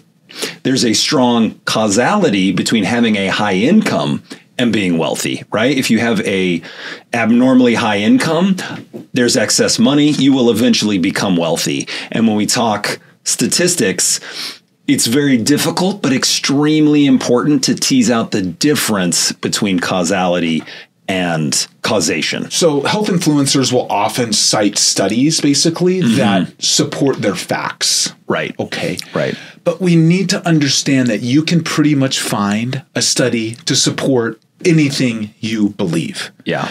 But the key is to basically look at the data as a whole and to understand what types of studies actually prove causation. So for example, right, there are studies out there that show that smoking does not cause lung cancer, even though we know that's not to be true. Right. But if we look at a meta-analysis, and a meta-analysis is basically just a study of studies trying to find an overall outcome, okay? So within this 100 studies, 99 of them show that smoking causes lung cancer, and one of them shows that it doesn't. Which one are you going to believe, right? Yeah. I would hope that you believe the 99 and not the one. It's important to look at the data as a consensus, like overall, instead of looking at one single study. And then it's also important to understand what kind of studies can actually prove causation, right? So the gold standard for proving causation are going to be human randomized control trials. That is the gold standard. There are other things that can do it pretty well too, things like Mendelian randomization, which is too complex to get into for this talk, and genetic studies can also do a decent job. But we must realize that epidemiology shows correlation and not causation. You know, for example, non-nutritive sweeteners are associated with obesity. Right. Now, we don't know whether non-nutritive sweeteners cause obesity or whether that people that are obese are eating more non-nutritive sweeteners trying to get to a less obesogenic state, right? So that's epidemiology, just gives us that correlation. But to understand what the causation is, you have to do a randomized controlled trial to understand the difference. Yes. And just to unpack that example there that you gave a little bit. So you might have a lot of people who are overweight or obese, and they're drinking more Diet Cokes, let's say, to try to bring their weight down. It's the reverse. Because they're obese, they're drinking more of the diet soda. It's not necessarily that drinking a bunch of diet soda led them to becoming obese. Exactly. When we're talking about seed oils, the epidemiology shows an association with poor health outcomes. With non-nutritive sweeteners, the epidemiology shows a correlation with obesity, but though it doesn't mean that it's causative. You have to look at randomized controlled trials to understand if it's causative. With seed oils, if we look at the randomized controlled trials, if we actually compare, so we do a 1-for-1 substitution of seed oils, omega-6 fatty acids, for saturated fats, and we look at the outcome difference in these two groups, what do we find? Seed oils have lower cardiovascular disease compared to saturated fat.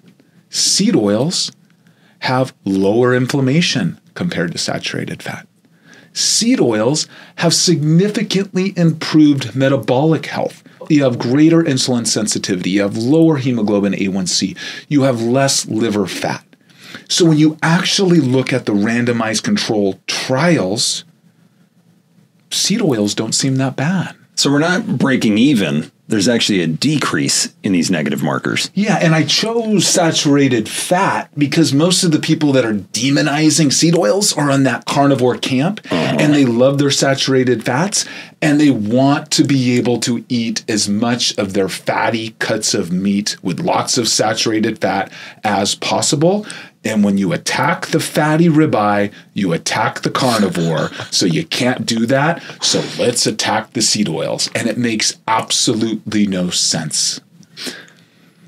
Well, let's talk about a carnivore diet then. What do we need to know about eating a lot of red meat? Well, I mean, you just have to be careful with the amount of saturated fat that you take in. Okay. The carnivore community has also come out and said things like LDL cholesterol doesn't matter, right? Which is absolutely absurd. LDL cholesterol is the causative agent of cardiovascular disease. Cardiovascular disease is the #1 killer in the world. It kills 20 million people per year. Every 31 seconds, someone's is having a heart attack. Right? And so you have these health influencers saying, this doesn't matter. Well, I think that they should be held personally responsible because they are causing metabolic ill health and potentially early death in their followers. I mean, this is absolutely crazy, right? So we can build on these studies a little bit. So when we look at LDL cholesterol, we can see that the Mendelian randomization, that the genetic studies, that the lifetime exposure to LDL, there is a dose-dependent effect on cardiovascular disease. We can look at epidemiology, and it shows that it's an independent risk factor. We can look at the mechanistic studies, which basically show that LDL can penetrate the endothelium and cause cardiovascular disease. It is all there. There is absolutely no question. And so why does this even matter, right? So because cholesterol actually is really important in our bodies, which most people don't realize. Like people think that cholesterol should be demonized or it doesn't matter, but it's actually super important. It's this complex ringed molecule that every cell in our body makes. It's the backbone to all of our hormones, to testosterone, to estrogen, to cortisol. It helps us digest fatty foods. And it helps our cell membranes be really fluid so that our enzymes can function basically more efficiently, okay?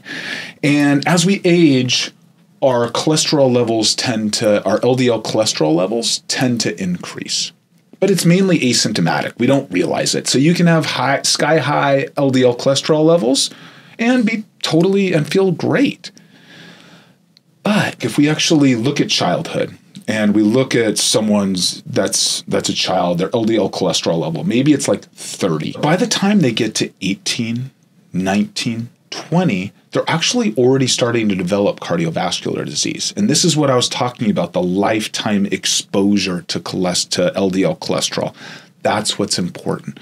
So if we look at autopsy studies like that happened during times of war or after a homicide or a bad car accident, and we actually look at the coronary arteries of these kids, of these 18, 19, 20-year-olds, they actually already have cardiovascular disease developing. The way that current medicine views cholesterol, it doesn't make any sense, right? If we know that something is the causative agent, if we've proven that, then we should probably eliminate it. Today's medicine, we basically use a 10-year risk. And once your 10-year risk of MACE, of major adverse cardiac events, reach 5%, once that risk is 5%, your doctor will give you medicine to lower your cholesterol. And your insurance company will then pay for your prescription at the pharmacy. This makes no sense to me because if it's the causative agent, we need to actually get it down low and get it down early. This is like saying you can smoke all you want until your risk of lung cancer, your 10-year risk of lung cancer reaches 5%. Then you shouldn't smoke anymore, right? Does that make any sense? Is that what we tell people? No, we say never smoke ever. And I just view this the same way. We need to try to get these levels down low and get them down early so that we try to avoid the most common cause of mortality in the world. Are there other interventions in medicine that should be done earlier but aren't because of the current insurance structure that we have, just like you talked about with heart disease, and not bringing in intervention until it reaches a critical point. Well, I think that's the problem with medicine in total today, right? Medicine today is based on acute care. I mean, that's basically what I do. I'm an ER doctor. People come to me when things go wrong. Right. They come to me when there's a heart attack, when there's a stroke, when they get stabbed, when their arm gets cut off, whatever. But the disease process starts so long before that, and no one realizes it. And this is my main issue with medicine, because so many of the things that people come to see me with are 100% preventable. So maybe we don't have the true causation like with LDL cholesterol or ApoB, which is probably more important that we didn't get into, and maybe we can. But all of these things, if we actually took more of a preventative rather than an acute response, could be ameliorated, right? We could control our glucose. We could make sure we don't have visceral fat. We can make sure our cholesterol levels are within normal ranges. We could do all these things if we practice medicine in a different way. Being more preventative instead of reactive. Exactly.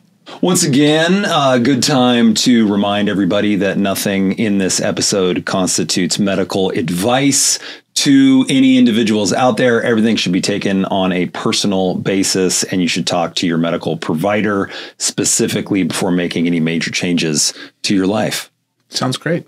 Okay, let's talk about non-nutritive sweeteners in a little bit more detail. Which sweeteners are we talking about, and are they really that bad for you? We call these non-nutritive sweeteners now because stevia basically is not artificial. And so that's why we adopted that term instead of artificial sweeteners. Okay. So in terms of weight loss, when we look at what we sort of talked about before, when we look at the epidemiology, there is a correlation between non-nutritive sweeteners and obesity, right? But as we've learned, hopefully, that we don't know whether the non-nutritive sweeteners actually cause people to be obese, or whether people that are obese or overweight are just trying to get to a less obesogenic state eating the non-nutritive sweeteners, right? So we must look to the randomized controlled trials regarding weight loss. So if we look to the randomized controlled trials, we can see that there was a study that basically separated a group that drank sugar-sweetened beverages and a group that drank non-nutritive sweetened beverages. So basically soda versus diet soda. And what did they find? They found a 6 kilogram weight loss in 6 months in favor of the non-nutritive sweetener group. 6 kilograms is 13 pounds. That's a lot of weight, right? I mean, I know multiple people that have lost a substantial amount of weight. More than that, all they've done is traded in Coke for Diet Coke. I mean, we're talking like 20 to 40 pounds. So in absolutely no scenario could this be a bad thing. If you are losing visceral fat, if you are getting more insulin sensitive, if you are lowering your hemoglobin A1C, these are all positives. It is a positive thing. Now, I love Diet Coke, right?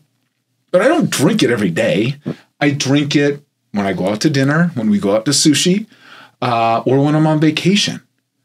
Do I think that Diet Coke for you is better than water? Probably not. Do I think that it's better for you than beer? 100% yes.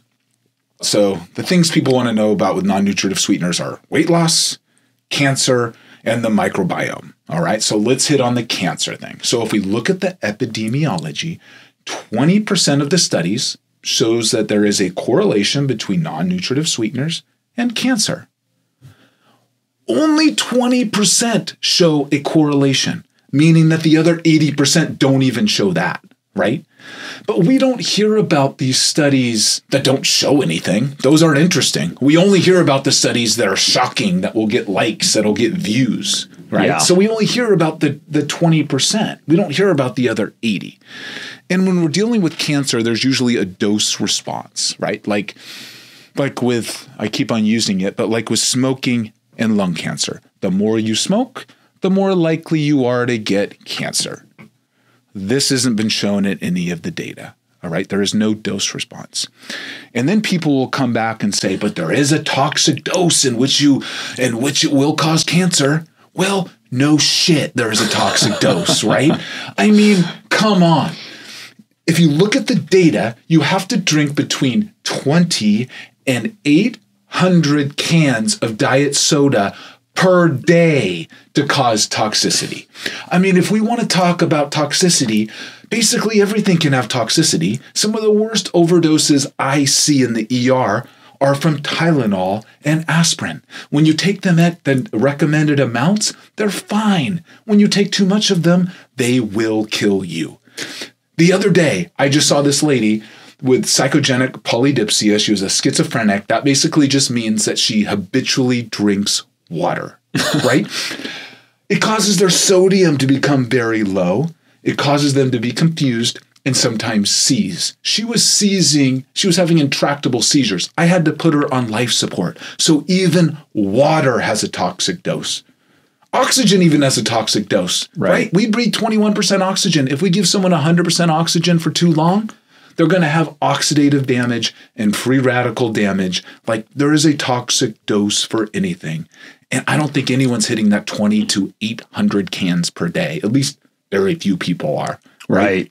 I once saw a news article on coffee that talked about how bad caffeine was for you. And when I dug into it a little bit deeper, this was based on people who were drinking 20 cups of coffee per day. That seems like an extremely unlikely scenario, but the news organization that presented this was extrapolating that into that caffeine is bad for you. Coffee will cause all these negative effects. And I think it goes right to the heart of what you're discussing here, which is that things in moderation are completely different than if you try to extrapolate from a toxic dose of anything, even water. Exactly. Yeah. And then so onto the microbiome, right? So this is an area where the health influencers love to prey. Mm-hmm. They love to prey in areas that we do not have complete understanding. This is one of their tactics. So if you talk to a person that's an expert on the microbiome, they'll say, well, you should probably talk to us in about 2 or 5 or 10 years when we actually understand what's going on with the microbiome. Mm-hmm. We don't know yet. So there's studies that show that non-nutritive sweeteners change our microbiome. That is true. So non-nutritive sweeteners aren't inert. They're doing something, but we don't know whether that's bad, good, or neutral. We just don't know. And people have to realize that. So does it cause weight gain? No. Does it cause cancer? Not unless you're drinking 800 cans a day. And does it affect the microbiome? Yeah, but we don't know whether that's good, bad, or indifferent. That reminds me, I saw a neuroscientist talking about the phrase used by a lot of influencers, this changes your brain. And this neuroscientist said, you know, every thought you have causes a tiny change in your brain. So every experience you have all day, every day for your entire life is changing your brain. And someone that throws that out there, like that is the end of the argument, this changes your brain. He said, that's probably not somebody you should be listening to. Yeah. I mean, the brain is plastic. It should be evolving and changing every day. It's called learning, right? Yes. One other thought that popped into mind when you said a study that shows a 20% increase in the likelihood of cancer. Now, Danny Kahneman wrote the book Thinking Fast and Thinking Slow, which is a challenging read, but I love that book. And he touches on this, and so does, it's up here somewhere, Robert Cialdini with his book Influence. People are affected by the way that numbers are used in phrasing. So if we say a 20% chance of causing cancer, that will get people to freak out a little bit. Whereas if you said an 80% chance of not causing cancer, we assume, well, 80%, so it's probably not going to happen. And the example that was used in the Influence book was that operations could be something really simple where they say this operation has a 99% success rate. Everybody goes, all right, well then that sounds fantastic. But if you flip that phrasing and just say this has a 1% chance of failure or a 2% chance of failure, suddenly people are focused on the failure mechanism and they think it's abnormally dangerous to them to undergo that procedure.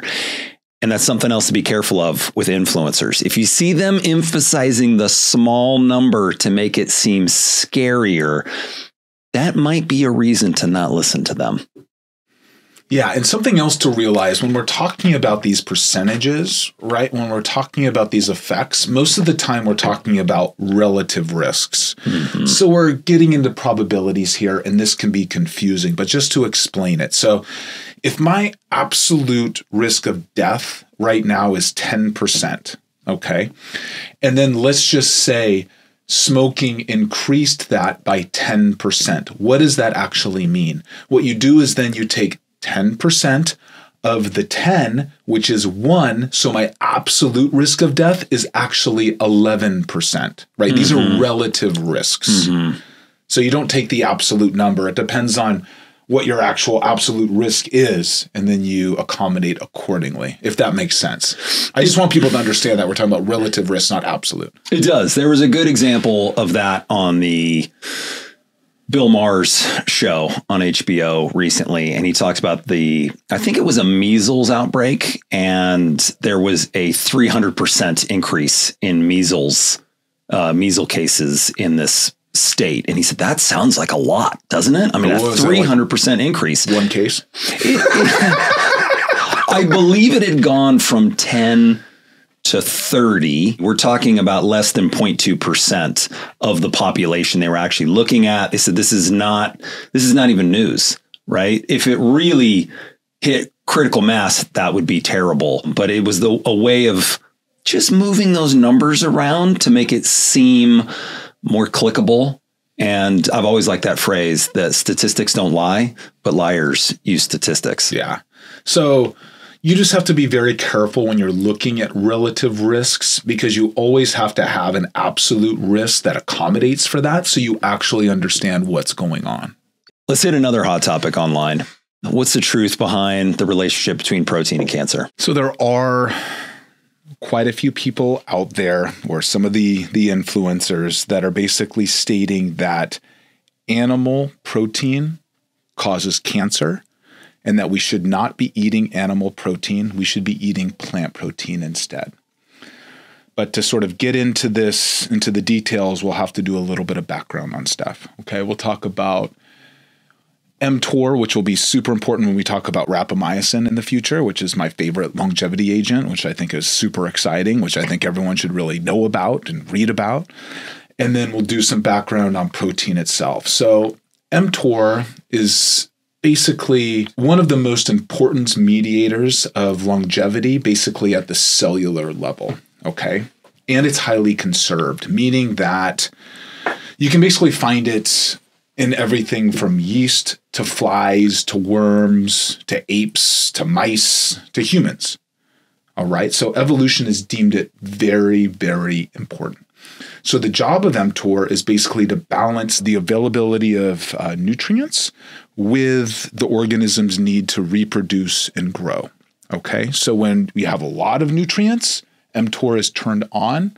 The cell divides, proteins are created, and you go towards reproduction. When nutrients are scarce, mTOR is suppressed, and we go into this recycling mode. It's something called autophagy, which tons of people love to talk about, and I don't think they actually understand what the hell is going on. But autophagy is basically when we're going to break down old existing proteins into their individual amino acids, and then they are rebuilt into new proteins. That's autophagy. It's like recycling. Cell division is put on hold, reproduction is put on hold in hopes of basically conserving energy. Okay, so that's sort of mTOR in a nutshell, and I think it will make more sense in a bit when we get back to it. So if we talk about protein, background on protein, so protein really serves two main functions, right? Mobility and metabolism. So when we talk about mobility, a large portion of deaths, especially later in life, happen to do with age-related decline in muscle mass or sarcopenia that we talked about with strength. And this age-related decline in muscle mass oftentimes lead to falls, okay? I mean, if you're 65 or older and you fall and break your hip, there is a 25% chance that you will be dead in 6 months to a year. I mean, muscles matter. And if we talk about metabolism, I mean, muscle is the site where we use all of our glucose. It's likely the site where insulin resistance begins, and it's the house for our mitochondria, where we're going to be able to oxidize and utilize all of our fats. So it's of utmost importance that we basically maintain our lean muscle mass and maximize protein synthesis to our utmost abilities if we want to have a healthy life. So amino acids are really sort of the building blocks for protein itself, right? Amino acids are put together to form a protein, and this is done based on our DNA. And I was just going over this with my daughter for her, biology final her freshman year. So hopefully we all sort of have a grasp on this. But proteins can be simple or they can be complex, and they have different turnover rates, right? They can be simple like insulin that are 51 amino acids, or they can be complex like myosin with thousands.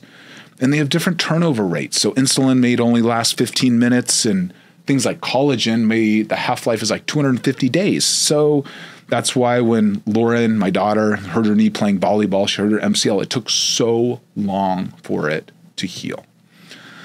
So many people talk about protein quality. So what does that mean? So protein quality is basically looking at our 9 essential amino acids and the bioavailability of those amino acids. Bioavailability is basically our ability to digest and absorb the protein. So basically what that means is that we have to eat 9 of these amino acids and we can make the other 11. Okay, so when we look at animal-based protein, it has all of our essential amino acids. When we look at animal-based protein and we look at isolates like whey or soy or corn, their bioavailability is also very high. It's like 95%. But when we look at plant protein, the protein is really there for the purpose of the plant. Okay, so a lot of the protein is going to be stuck in the fibers of the leaves, the stems, the flowers, and we just can't access that protein. We're just not able to because it's caught up in the fiber, in the insoluble fiber. So the bioavailability of plant protein might be 40 to 60%. So why this is important is because if we look at a wheat cereal box, okay, and we see that there are 4 grams of protein in this wheat cereal box, and the bioavailability of wheat is only 40%, that means we're only getting less than 2 grams of protein from that wheat cereal, right? So it's all very complex. So it's like, what the heck are we going to do with all this information? And that would apply to a protein powder as well. So a plant-based protein powder that has 20 grams of protein in it, and then a whey-based protein powder that has 20 grams of protein in it. Because of the bioavailability, I'm actually going to synthesize a lot more of the whey protein than I would the plant protein. It might be as low as 40% on the Not plant when one. you're dealing with isolates. So like I said before, so animal protein and isolate protein, even if it is plant-based, like soy, corn, potato, pea, that bioavailability is very high. It's like 95%. So you will get it all. It's when you're eating the plant as a whole that hasn't been broken down, that hasn't been isolated, its bioavailability is much less. And you're into that 40 to 60% range. Okay. So the isolates are fine. Yeah. Okay. I'm finding out about so many things that I'm wrong about today. And I'm so excited. That was one I did not fully understand. The artificial sweeteners, I'd be the first one to say I thought those were much worse for you. And I'm just really enjoying learning about all of this. This is fun to talk about. Yeah. I love talking about real good data. And my hope is just that people are happy and healthy and free from suffering. That's all I think that we can really hope for. Getting back to it. So this is all super complex. And if you're plant-based, you're like, well, what the hell am I supposed to do then? This doesn't make any sense. So if we look at the RDA, the recommended dietary allowance, it tells us that we should be eating 0.8 milligrams per kilogram of protein per day. Unfortunately, this was created about 40 years ago and is based on flawed amino acid studies, which basically underestimated the amount of amino acid losses. And what that means is that we actually need to be intaking much more protein than that 0.8. So most experts in this arena will say that you should eat about 1 gram of protein per pound of body weight. And if you hit that absolute number, it doesn't matter if you're plant-based, it doesn't matter if you're elderly, you should be just fine. So you've got to hit the absolute number. So if I am 200 pounds, I need 200 grams of protein each day. Yeah. So I weigh, I don't know, depends on the day. I weigh in between 210 and 217 pounds, right? Fluctuations based on water weight. I try to take in about 215 grams of protein per day.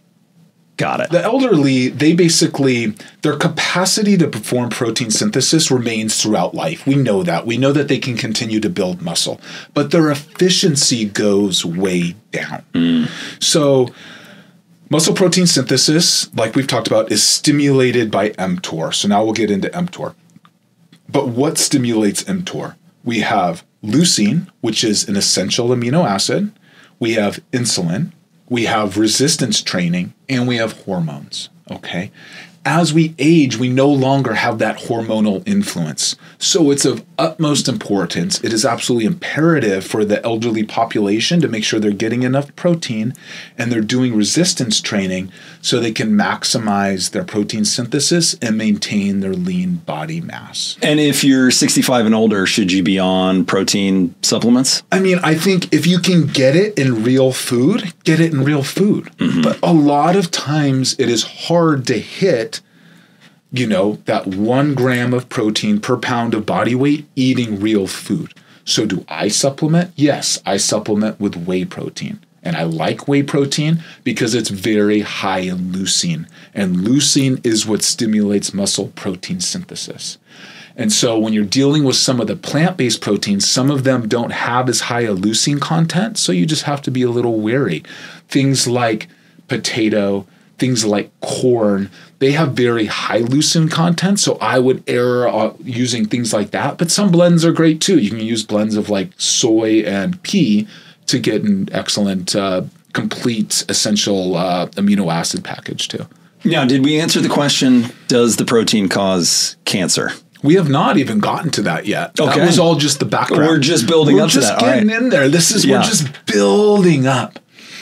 But something before we get to that, I'd like to say first, okay, is that protein needs to be the foundation for our diets. Okay, so if we happen to think that we need to calorically restrict, some people will say, I'm going to decrease my protein percentage by this much and my carbohydrate percentage by this much and my fat percentage by this much to reach that caloric restriction. But that's not what we need to do. Protein is an absolute number. It is 1 gram per pound of your body weight. That needs to be the foundation. So if you're calorically restricting, so if I happen to calorically restrict, I can restrict my fats and carbohydrates all I want if I'm trying to lose weight, but I still need to maintain my 215 grams of protein per day. Does that make sense? That does make sense. Question on the GLP-1s, the weight loss drugs. Okay. Because you eat so much less when you're on them, is there a real risk there of not getting enough protein? Yeah, I mean, that's why a lot of people are losing a significant amount of muscle mass or lean mass on those. So when you're on the GLP-1s, it's important that you hit that protein mark. Like that has to be the foundation to make sure that you're not losing it, because when you lose weight, you're going to lose a little bit of lean mass regardless, because when you lose fat, it has a little bit of lean, it has some protein and it has some water in it. So if you happen to do a DEXA scan and you looked at your overall lean mass, even if you lost only fat, it's going to register that you lost a little bit of lean mass too, because you're losing some water and some protein in that fat. But we need to make sure that we are not losing muscle itself when we are dieting. And the way to do that is to put pressure on mTOR to maintain muscle protein synthesis, so that way we don't lose lean muscle. And that's one of the other benefits of exercising too, right? So exercise can help us perform something called discriminant fat loss, where we're actually preferentially losing adipose or fat tissue while maintaining our lean muscle mass. So that's why exercise is important as well. So if you're just dieting or if you're just using Ozempic, there is a chance that you will lose a substantial amount of lean mass. Okay, let's keep going down this protein and cancer. Yeah, so the argument at hand basically is that animal protein has a lot of leucine. Leucine stimulates mTOR. mTOR leads to cell division. Cell division leads to cancer, right? That is the argument. And the plant-based people basically say, well, plant-based protein has less leucine, so it must be better for you. And that's an interesting argument, right? I buy it. It's very mechanistic, right? It's very influencer-esque. But unfortunately, again, when you look at the data, it's just not true.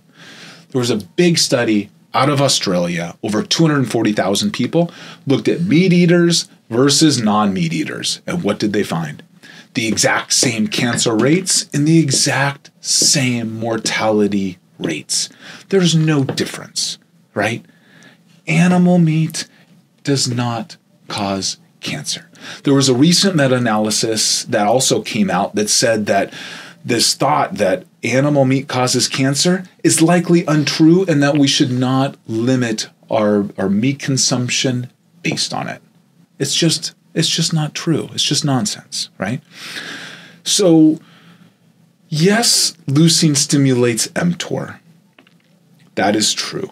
But we need to realize that there is a big difference between acute truncated responses and chronic perpetual responses.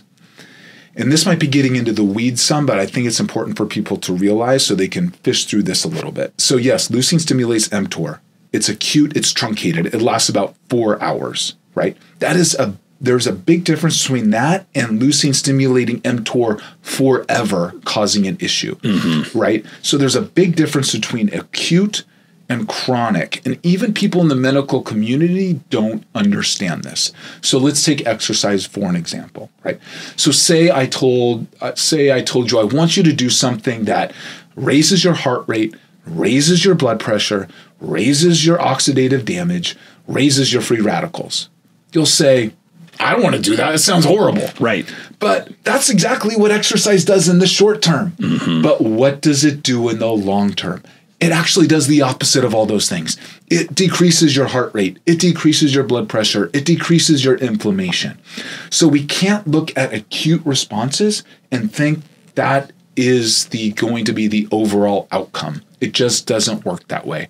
Just like we can't look at single mechanisms and think that's what the overall outcome is going to be, right? Anything we put in our body does not affect one mechanism. It doesn't affect one thing. It affects tens to hundreds to thousands of mechanisms. I can make a case for you why anything could be bad. I can make a case for carbohydrates, for protein, for fats, for broccoli, for kale, for apples. I mean, apples have arsenic in it, for goodness sake, you know? So we can't just look at single mechanisms because there are both good and bad things. We have to look at the overall data, the overall outcome, right? So Lane Norton explains this as a mutual fund, which I love. So a mutual fund is basically equated to the overall outcome, and single stocks within that mutual fund are going to be equated to single mechanisms. So if I told you that this mutual fund is up 80%, which is like an overall outcome, you'd be stoked. You'd be like, yes, I want to buy that, or no, I'm not going to sell mine. That's awesome. It's up. I'm making money. Right. Do you really care that two stocks within that mutual fund are down 90%, even though the total thing is up 80%? I don't think anyone cares. You care about the overall outcome, right? And that's how we've got to look at it. But a lot of these influencers might be looking at single stocks to continue with that. Single mechanisms. Yes. Yes. And they're saying that stock is down 90%. Your portfolio is going to die if you don't address that thing right now. Yes. but you're not looking at the entire picture, right? So you can look at broccoli, and there are negative things about broccoli. It is true. But the overall outcome of eating broccoli is so good that it basically wipes out those negatives. So you can't look at single mechanisms and think that is the overall outcome. We've got to look at the bigger picture. And when they're pointing out these single mechanisms, it's just a tactic. And it just isn't true. When you see it in media articles all the time, new study on broccoli could be terrible for you. All the time. All the time. And it's very confusing as a consumer without a medical background, without years of studying the entire bodily process, without having been in the practice of medicine for a decade, several decades. I look at those articles and they're coming at me and I just think, is there anything I can eat or drink that's not going to kill me? Well, exactly. Are we just supposed to photosynthesize? I mean, I can make an argument for anything to make it negative from a mechanistic point of view. Right. But we can't look at these single mechanisms. We must look at the overall outcomes. Are carbohydrates bad for you? Well, if you look at a single mechanism and see that glucose increases insulin and that's going to lead to diabetes, we can't eat sugar. But that's not necessarily true. Carbohydrates can be great for you. Do we limit our fats because it's going to lead to cardiovascular disease? Well, we should limit it somewhat, but the fats are important too because it's going to be the backbone for some of our hormones, for testosterone. Like, you've got to look at the overall picture. We can't pick out these single mechanisms, or we're going to be driven to eat nothing and just photosynthesize and be plants. So I can eat broccoli and drink coffee. You can eat all the broccoli you want until you reach that toxic dose, Right. Because everything has a toxic dose. But yes, in moderation, broccoli's wonderful. Kale's wonderful. Carbs are wonderful. Fats are wonderful. Protein is the foundation. Yeah. As a meat eater, that makes me feel good. It should. Let's talk about testosterone because there is an inundation online in terms of advertisements for testosterone clinics and influencers pushing testosterone. It's going to improve your sex life. You're going to put on more muscle. You're going to think more clearly. You're going to feel 20 years younger, especially for men. Most of it is targeted at men.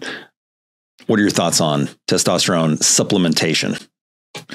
Yeah, so I think that this is part of the influencer protocol, right? They're selling a panacea. They're selling something that's going to make everything better. And anytime someone is trying to sell you something that is going to fix everything in your life, it's likely false, right? There are very rarely true solutions. There are trade-offs, and everything has a downside. So the problem with testosterone is that we went from a time when it was very difficult to get testosterone, right? You had to have 2 laboratory values of total testosterone that were below 300, and you had to have symptoms, meaning that if you had a number of 295 and 305, even though those are essentially the same exact lab value based on errors that are built into these reference values, you could not get testosterone. To a time where anyone can get testosterone if you just go to a TRT clinic, right? So I can't say all TRT clinics. There are a few, maybe like 1 or 2 that are doing a good job. So there are some out there that are doing a good job, but the majority of them are not. And when I think of these TRT clinics, you know what song comes to mind? What's that? NoFX, oxymoronic. Okay. The healers have become the harmers. They're just pharmaceutical farmers. It's time they change the oath to the hypocritic or the parasitic. They're just speaking the truth. It's just what it is. Yeah. Like, they are biased towards selling products. That is how they make their money. Yeah. Of course, they're going to be biased towards selling testosterone or things that augment testosterone, you know? Yeah.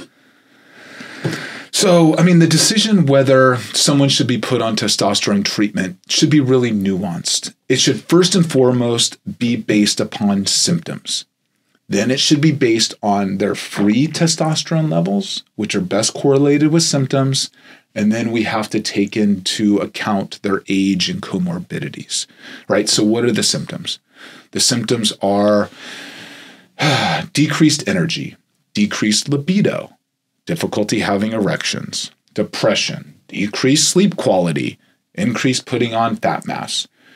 But what we found is that free testosterone basically best correlates with those symptoms. And the reason why this is nuanced is because basically we only know half of the math equation, okay? We only know what the free testosterone is, but we have no idea how many receptors they have, how sensitive those receptors are to testosterone, or if those receptors are saturated or not. So basically, we only understand how loud someone is yelling, but we have no idea how well that message is being heard. That makes sense? What does all this mean and how does it work? So let's dive in, just get a little bit of foundation here. Okay, so inside the brain, there's something called the pituitary. All right, that releases hormones. It releases FSH and LH. Those basically travel through the blood down to the testicles and will stimulate both sperm and testosterone production. FSH hits the Sertoli cells, makes sperm. LH hits the Leydig cells, makes testosterone. Once testosterone is actually produced, it's converted into other hormones. We get 0.3% to estradiol, 6% to DHT, our most potent androgen. Then testosterone is bound to proteins. It's bound 50% to albumin, 44% to SHBG, 4% to corticobinding globulin. Excuse me, that was a tongue twister. And that leaves, if you're doing the math, that leaves 2% free. And is that 2% which is important, which basically correlates with our symptoms, okay? So there's been this thought, this theory that something called andropause occurs in men. Basically, it's like synonymous to menopause in women, that our free testosterone declines with age. But this is actually found not to be true. If we are healthy, our total testosterone typically stays in the normal ranges. It is the acquisition of comorbidities that actually causes our total testosterone to go down. But what does go down with age is our free testosterone. And this is because our SHBG, one of those proteins that bind testosterone, goes up. So as that goes up, it binds more of the testosterone so that less is active, okay? So that goes up with age. SHBG is mainly determined by genetics, but it's also determined by insulin, by estradiol, and by T4. And if there are abnormalities in those hormones themselves, those need to be addressed prior to the treatment. Okay, so this is more nuanced than people give it credit for. So what are the different ways that we can treat low testosterone? So first, there's Clomid. It's a pill. Basically, it works as a SERM. It's a selective estrogen reuptake modulator. So basically, this works centrally. So it stimulates FSH and LH to go down to the testicles to produce testosterone, okay? And sperm, actually. But there's a problem with Clomid because it actually hits the estrogen receptor and negatively impacts that. And so there's a discrepancy effect for some men, about 40% of men actually. When they take Clomid, they have no sexual desire and they're not able to get erections. So estrogen is extremely important in our ability to perform sexually. Okay. There's also HCG. So HCG is an injectable. It's pretty cumbersome to work with. It's fragile. It can be on the expensive side, but it also works centrally. It mimics LH, so that will then go down to the testicles and help it produce more testosterone. And then there's testosterone, of course. You know, it's what most people are using now, but there's different modes of application. There are the injectables. You can take it nasally or you can take it orally. So injectables by far are the one that is used the most, right? So when testosterone is injected, it should be injected subcutaneously twice a week at physiologic doses. It's subcutaneous because we actually get higher blood levels when it's done subcutaneous versus in the muscle itself. It should be done twice a week based on the half-life of testosterone. and it should be done at physiologic levels because we don't want to get the side effects. Okay. So I like my patients to inject basically on Sunday and Thursday. That way, and the peak, it usually peaks usually around 24 hours. And so that way people are ready for the week and then ready for the weekend. Okay. There's two different types of testosterone that people can inject, cypionate and enanthate. Cypionate's more anabolic and it has more water retention. So I like older people, those that are elderly, to use enanthate. I think there's lower side effects. Now, what you don't want to do is go to a TRT clinic and basically have this injected once every 2 weeks at like 200 milligrams or more. This is going to cause erythrocytosis, which is basically a thickening of the blood, which can lead to poor health outcomes. So not long ago, I saw this 43-year-old guy who's my age, came in with like acute stroke-like symptoms. He couldn't move the right side of his body, right? And after talking to him for a while, he said, oh yeah, and I've been going to this TRT clinic that's been injecting me twice a week or twice a month with testosterone. And I'm like, oh man, let's check your blood levels. And sure enough, he had erythrocytosis. And this thickening of the blood can lead to adverse outcomes such as heart attacks and strokes. And was this causative or was it just correlative? I don't know, but it should at least make everyone pause and realize there are real downsides to testosterone, right? It's not just a panacea. There are downsides.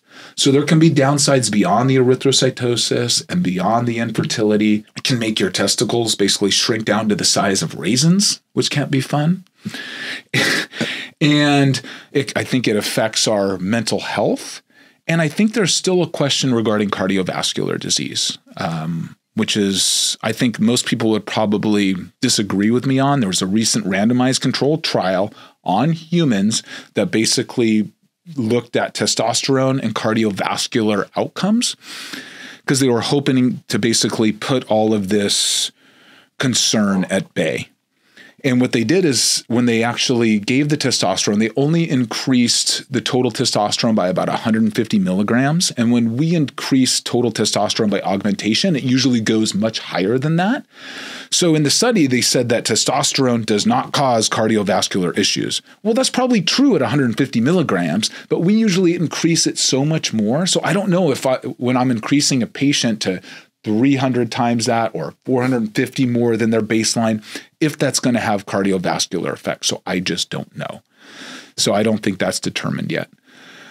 And then people always want to know about prostate cancer and testosterone, right? Initially, there was a big concern that testosterone treatment caused prostate cancer. And this was based on a single patient in 1941 in which two people got the Nobel Prize for. And since then, it's been completely debunked. Yeah. The American Urology Association, the AUA, came out recently with guidelines saying that there is no correlation between testosterone treatment and prostate cancer. What we do know, though, is that it's better to be chemically castrated, meaning that you have no testosterone. That's good.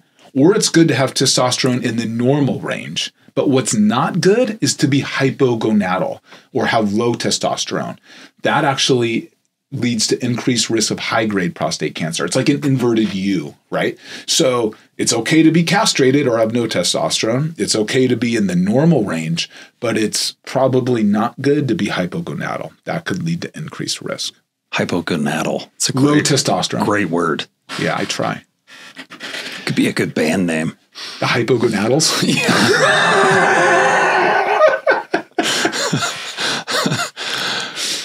Okay, so it sounds like testosterone is similar to any medical treatment where if you need it, it can be a very good thing for you. And if you don't need it, it could be detrimental. Yes. And so like anything, it's about weighing up those risks and benefits. The example that comes to mind was a reporter who was talking about the GLP-1s, taking Ozempic, and he was well over 100, in excess of 100 pounds overweight.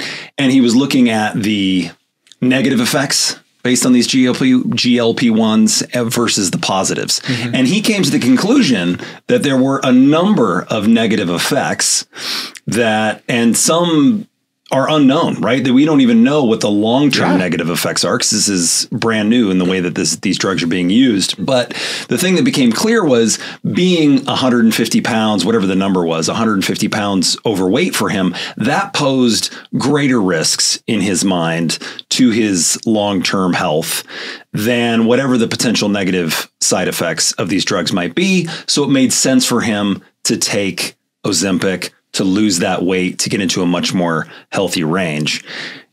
And with a lot of these drugs, it's the same situation. Just like I was saying, like I like to treat people with GLP-1s that have a significant amount of weight to lose. If you only have 10 pounds to lose, the risks at that point outweigh the benefits, right? Why would you take on the risk of having colonic paralysis if you only have 10 pounds to lose? It just doesn't make any sense. And then regarding testosterone, if you don't need it, you shouldn't take it. Look at the bodybuilding industry. I mean, those guys are dropping like flies. If you don't need it, probably shouldn't be injecting. So if I don't need it, I mean, I can get jacked on testosterone, but I'm going to have to pay the piper at some point. You always have to pay the piper. Yeah. It's always going to come back and get you. Right? Yeah. So there's other modes of delivery for testosterone. We can do nasal. I'm excited about nasal. There's research coming out that basically shows that there's no change in spermatogenesis, meaning it's not going to affect fertility. And that's one of the big issues with testosterone. More research needs to be done, but if that actually turns out to be true, it'll probably be the most sought after mode of application for testosterone. There's also the orals. It took a long time for the orals to be approved by the FDA because they cause basically liver failure. But in 2019, the first one came out. I think there's like 3 out now. You take them twice a day. You have to take them with fatty foods. So they're used by the lymphatic system and they work great as well. Colonic paralysis. What does that look like? That doesn't sound good. Colonic paralysis. So your colon does something called peristalsis, meaning that it has these rhythmic type contractions. And that's what pushes food from the stomach down to the anus. So if your colon is basically paralyzed, food then does not move, right? And so at some point, everything's going to back up and you're basically going to have like an obstruction, or it's going to back up so much that your bowel's going to expand and then eventually perforate or explode. So yeah, that's not pleasant. That makes for a disturbing picture. Yeah. Okay, what is AI? Not artificial intelligence, but it's this word was getting thrown around in some of these videos. Is it aromatase inhibitors? Yes. Yeah. So that's another way that some of these TRT clinics will try to increase your total testosterone. So if you remember back to what we talked about before, so testosterone will be converted to estrogen, about 0.3% of it. So if you inhibit that conversion, you can then increase your total testosterone. And so some clinics like to do this to increase your testosterone levels. This is not a good idea, right? Men need their estrogen in between 30 and 50 on your blood levels. And if you're decreasing it below that 30 mark, you're going to be into trouble, like we saw with Clomid, right? So estrogen is extremely important in sexual function. So if you decrease it too much, you're going to have problems with erections. You're going to have problems with sexual desire. And on top of that, you're going to have problems with mental health, fat deposition, and bone density. I mean, unless your estrogen is off the charts, way above 50, then maybe you can microdose with aromatase inhibitors, but I would be very, very careful. And if your clinic is prescribing these right out of the gate, I'd leave. Other thoughts on testosterone? I have tons of thoughts on testosterone. I can go on for days. So another way that these clinics try to increase your total testosterone is using 5-alpha reductase inhibitors. And a lot of people know about these because these are what are used for alopecia or premature hair loss, right? It's also used in the BHP arena, or benign prostatic hypertrophy. As men age, their prostate tends to grow, and then we can have issues with urinating and things like that. So these drugs are used in that arena, but it's also used in the testosterone arena because testosterone is converted to DHT. So they try to stop that conversion to increase the total testosterone, which again is not a good idea. I mean, DHT should be coveted. It's our most potent androgen, right? I typically never prescribe these type of medications to anybody because of the potential side effects. There's something called post-finasteride syndrome, which the data says about 5% of men may suffer from. I think it's probably more because erectile dysfunction is part of this. And I think as men age, they just think that erectile dysfunction is part of aging. So then they may not understand that, no, it's actually a side effect from this medication. So I think it's underreported. But post-finasteride syndrome not only affects erectile function, which actually is permanent, like lasts forever, even when you stop the medication, but it also affects your mental health. Like it can lead to anxiety and depression and even suicidality. So I saw a guy probably 6 months ago that he came in, he was 30, and he had just tried to hang himself, right? His wife came in and his kids, he had a lovely family, and I was just chatting with him. And his wife said, yeah, I mean, he's been suffering from premature hair loss, and he started taking this, 5-alpha reductase inhibitor a little while ago, and after that, he just totally changed, right? First, he couldn't get erections, and then he just became depressed and anxious, and now we're here, and he tried to hang himself.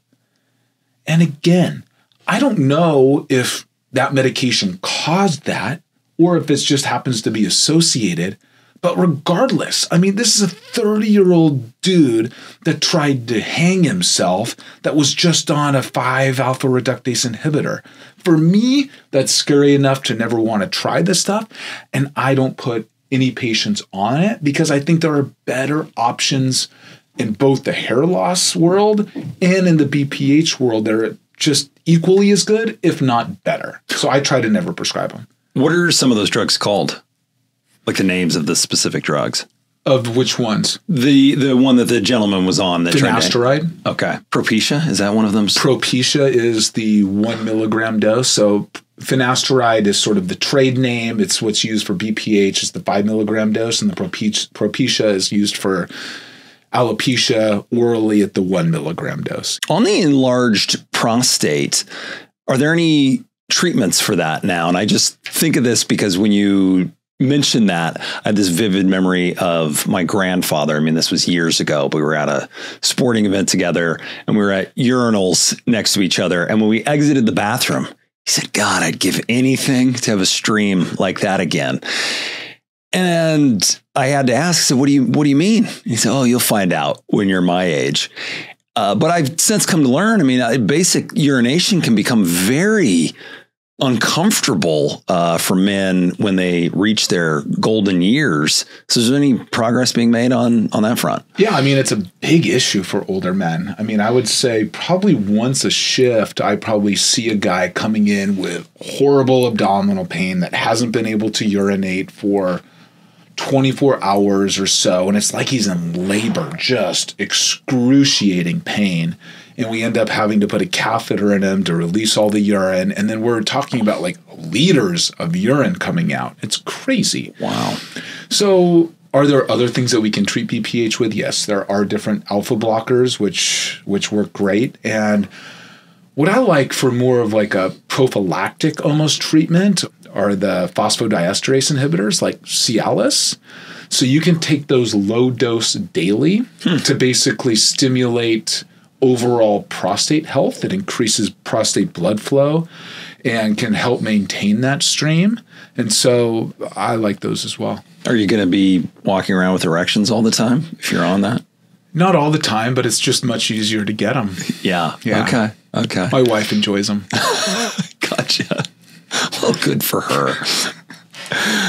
Let's switch over to women for a second. What about hormone replacement therapy for women? Is there a connection with cancer? Are there other adverse effects? Is it good? Is it bad? Let's get some truth on that. Yeah, so I think that this question requires a little bit more nuance, and I don't think there's like a yes or no or right answer. But I do think that all women should at least be going to their primary care physician or their gynecologist to at least understand the potential risks and benefits and probabilities of each for getting hormone replacement therapy. The Women's Health Initiative is like, it's a major muff, a major swing and a miss on the medical community, right? That basically turned the entire medical community off of hormone replacement therapy for women. This study was basically based on the belief that women go through menopause, their hormones go down. If we replace them, they should feel better. It should help cardiovascular disease and improve bone density, okay?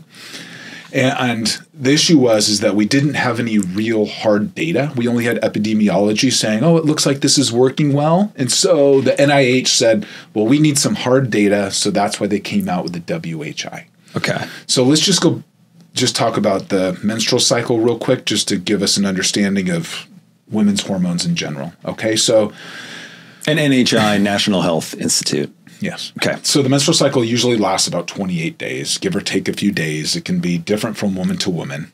Day 0 is typically when the woman starts to menstruate, starts to bleed, starts to have her period. Her hormones are at an all-time low. Okay. After that, her estrogen starts to increase. The estrogen is increasing in hopes of basically having the ovary release a follicle or for ovulation to take place. That usually happens about day 14. Okay, after that, estrogen starts to come down and then progesterone starts to increase. As progesterone increases, basically its job is to basically get the inner lining of the uterus ready to accommodate a pregnancy. And the female body usually knows if that happens at about day 21. And most of the time, women are not pregnant. So after day 21, both estrogen and progesterone basically just crash down. And it is those last 7 days in susceptible women that basically leads to PMS type symptoms. And that's a real thing. And we know it's real because if we give women progesterone during those last 7 days, their symptoms magically go away. Okay. So what do women experience during menopause? So there's 2 main types of symptoms. All right. Initially, it's going to be hot flashes and like night sweats. And those can last for years and they can be really bad for a lot of women. And then after that, we get more of the long-term effects, the vaginal atrophy, the dryness, and then also like the bone issues. They get osteopenia and osteoporosis. Okay? And what is vaginal atrophy? Are you serious? Well, I mean, I think I know what it means, but it's when the vagina just starts to atrophy, gets smaller. Atrophies away. Gotcha. Okay. Well, just wanted to clarify. Yeah. Continue. It became well known a long time ago that during menopause, women's hormones are going to start decreasing. Initially, we just gave women estrogen, and this turned out to not be a great thing. Because if we just gave estrogen to women with a uterus, it actually led to increased risk of uterine cancer. And so what we realized quickly is we needed to give progesterone too to antagonize that, and that basically worked well. The endometrial or uterine cancer went away. And so that became the basic standard treatment. And that's the treatment that we now use, the estrogen-progesterone combo. Okay. So back to the WHI, the Women's Health Initiative, this big randomized controlled trial that basically wanted to see if hormone replacement therapy was beneficial in women. Okay, so there was 2 main arms in this treatment. There was one arm that had women with a uterus, and so they got estrogen and progesterone, or they got a placebo. The other arm was women without a uterus that had a hysterectomy, and they got estrogen, or they got a placebo. Okay, and a lot of the things that happened in this study were a little bit bizarre. So the women were much older than they typically are when we start women on hormone replacement therapy.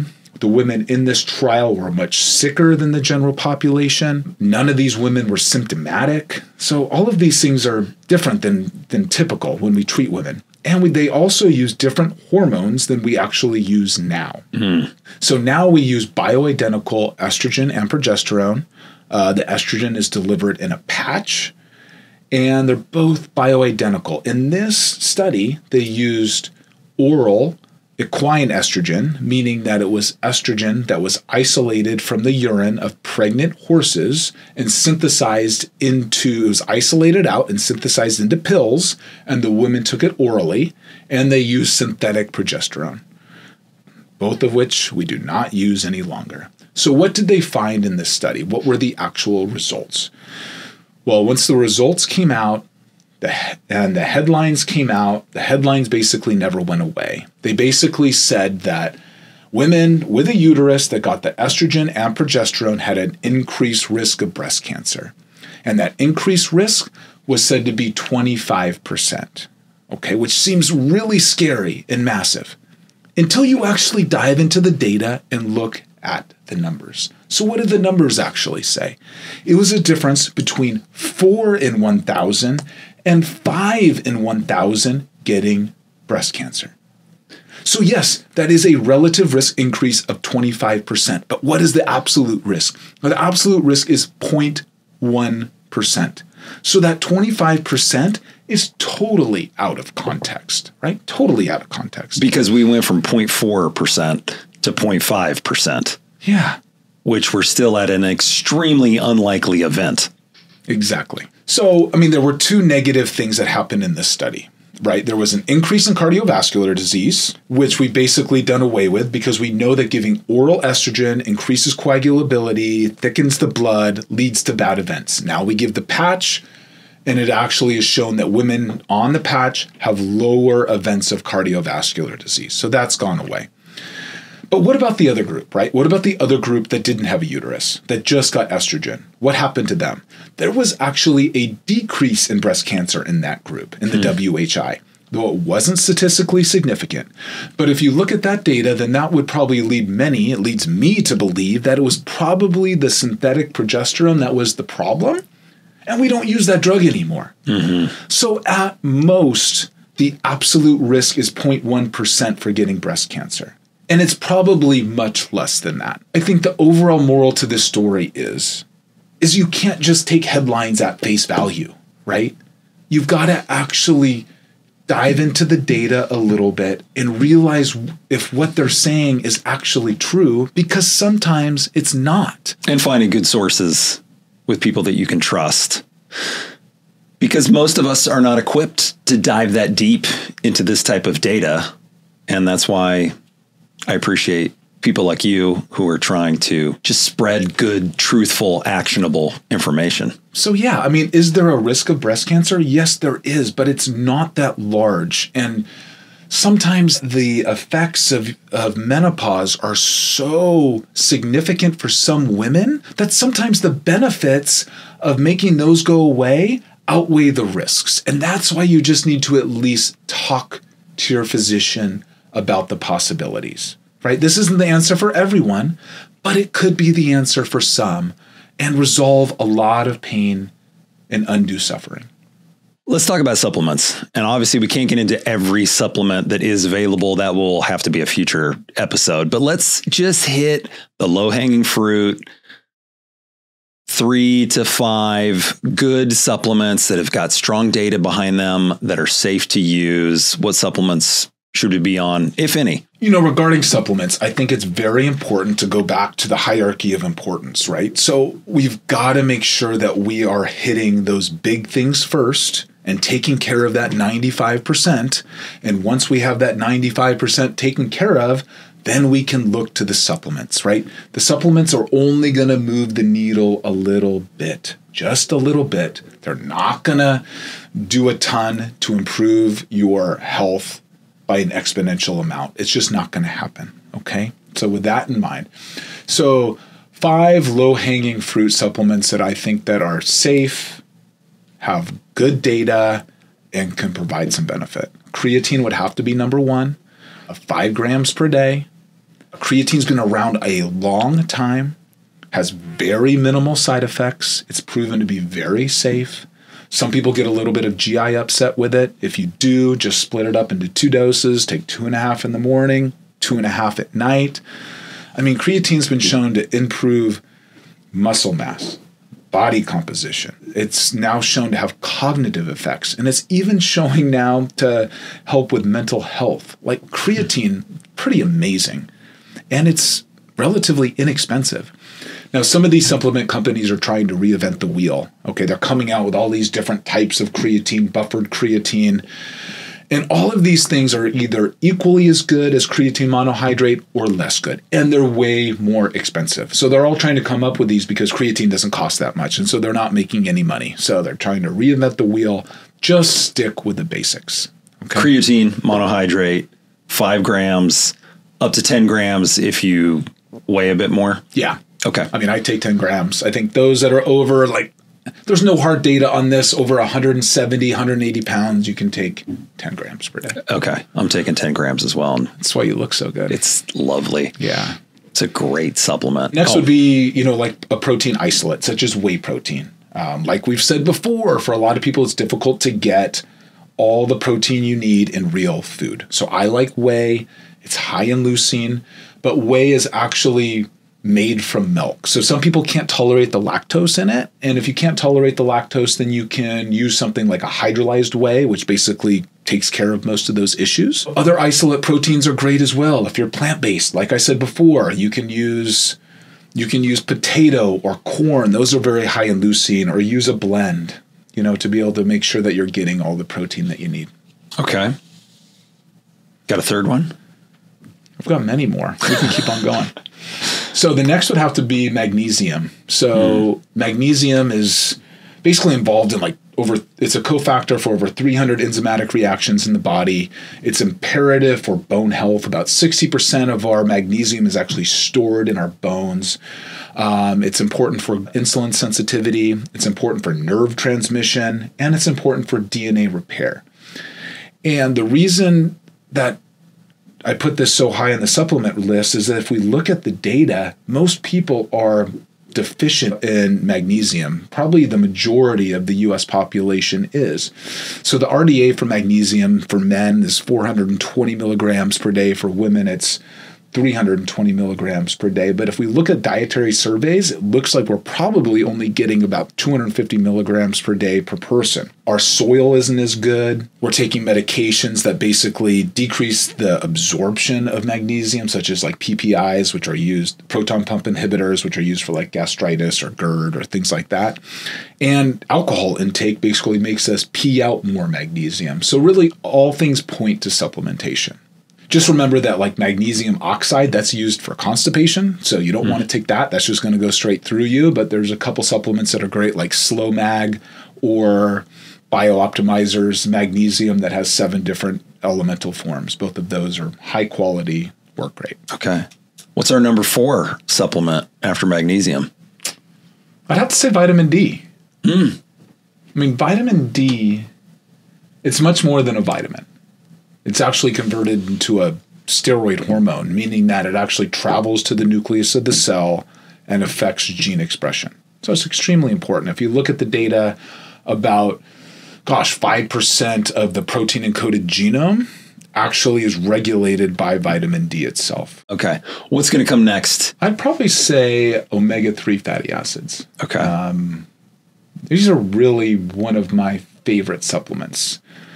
There are just countless benefits. So they're good for heart health, for brain health, for mental health. They decrease inflammation through like protectins and resolvins. They thin your blood like aspirin. They lower your triglycerides.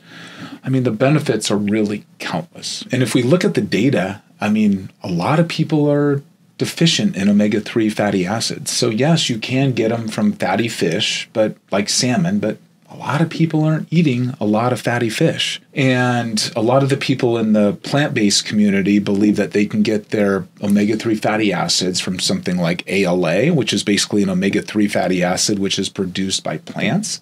But the conversion from ALA to EPA or DHA, which are the marine-based omega-3s, it's actually very small. So you actually need to be intaking the marine-based DHA, EPA, to get these benefits. There was a study that came out of Harvard like in 2009, I believe, that looked at the top 6 causes of preventable death And number 6 was being deficient in omega-3 fatty acids. They equated that to about 84,000 deaths per year, which is insane, right? The way that we can actually measure omega-3 fatty acids in our blood, you can actually do a random blood test, which isn't as good because it's basically a short-term marker of our omega-3s. But the better way to do it is to look at our omega-3 index. And that's actually looking at the omega-3 fatty acids actually in our red blood cells. And it's a better long-term marker.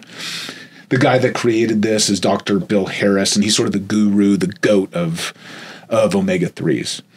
Right, so he's found in studies that if you have an omega-3 index that's greater than 8%, that's good. And if you're less than 4, that's deficient.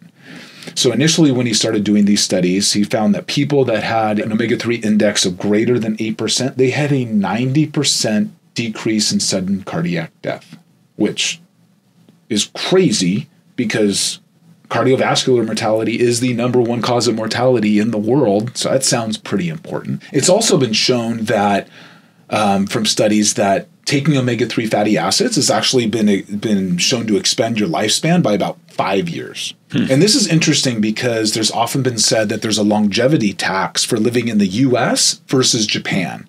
And they say there's a 5-year longevity tax, right, for living here versus Japan. People in Japan eat a lot of fatty fish, and they have very high omega-3 indexes. So it just equates perfectly, which is interesting. And there was another study, the last one that I'll point out, that basically looked at 2 different groups. It looked at smokers. And so it looked at those that smoked and didn't smoke, and looked at those with high omega-3 indexes and those with low. Okay. And it looked at life expectancy. Pretty obviously, those that didn't smoke and had high omega-3 indexes, they basically lived the longest. Those that smoked and had low omega-3 indexes, they lived the shortest amount of time. But the 2 groups in the middle had the same life expectancy, basically meaning that it was equating having low omega-3 indexes with smoking.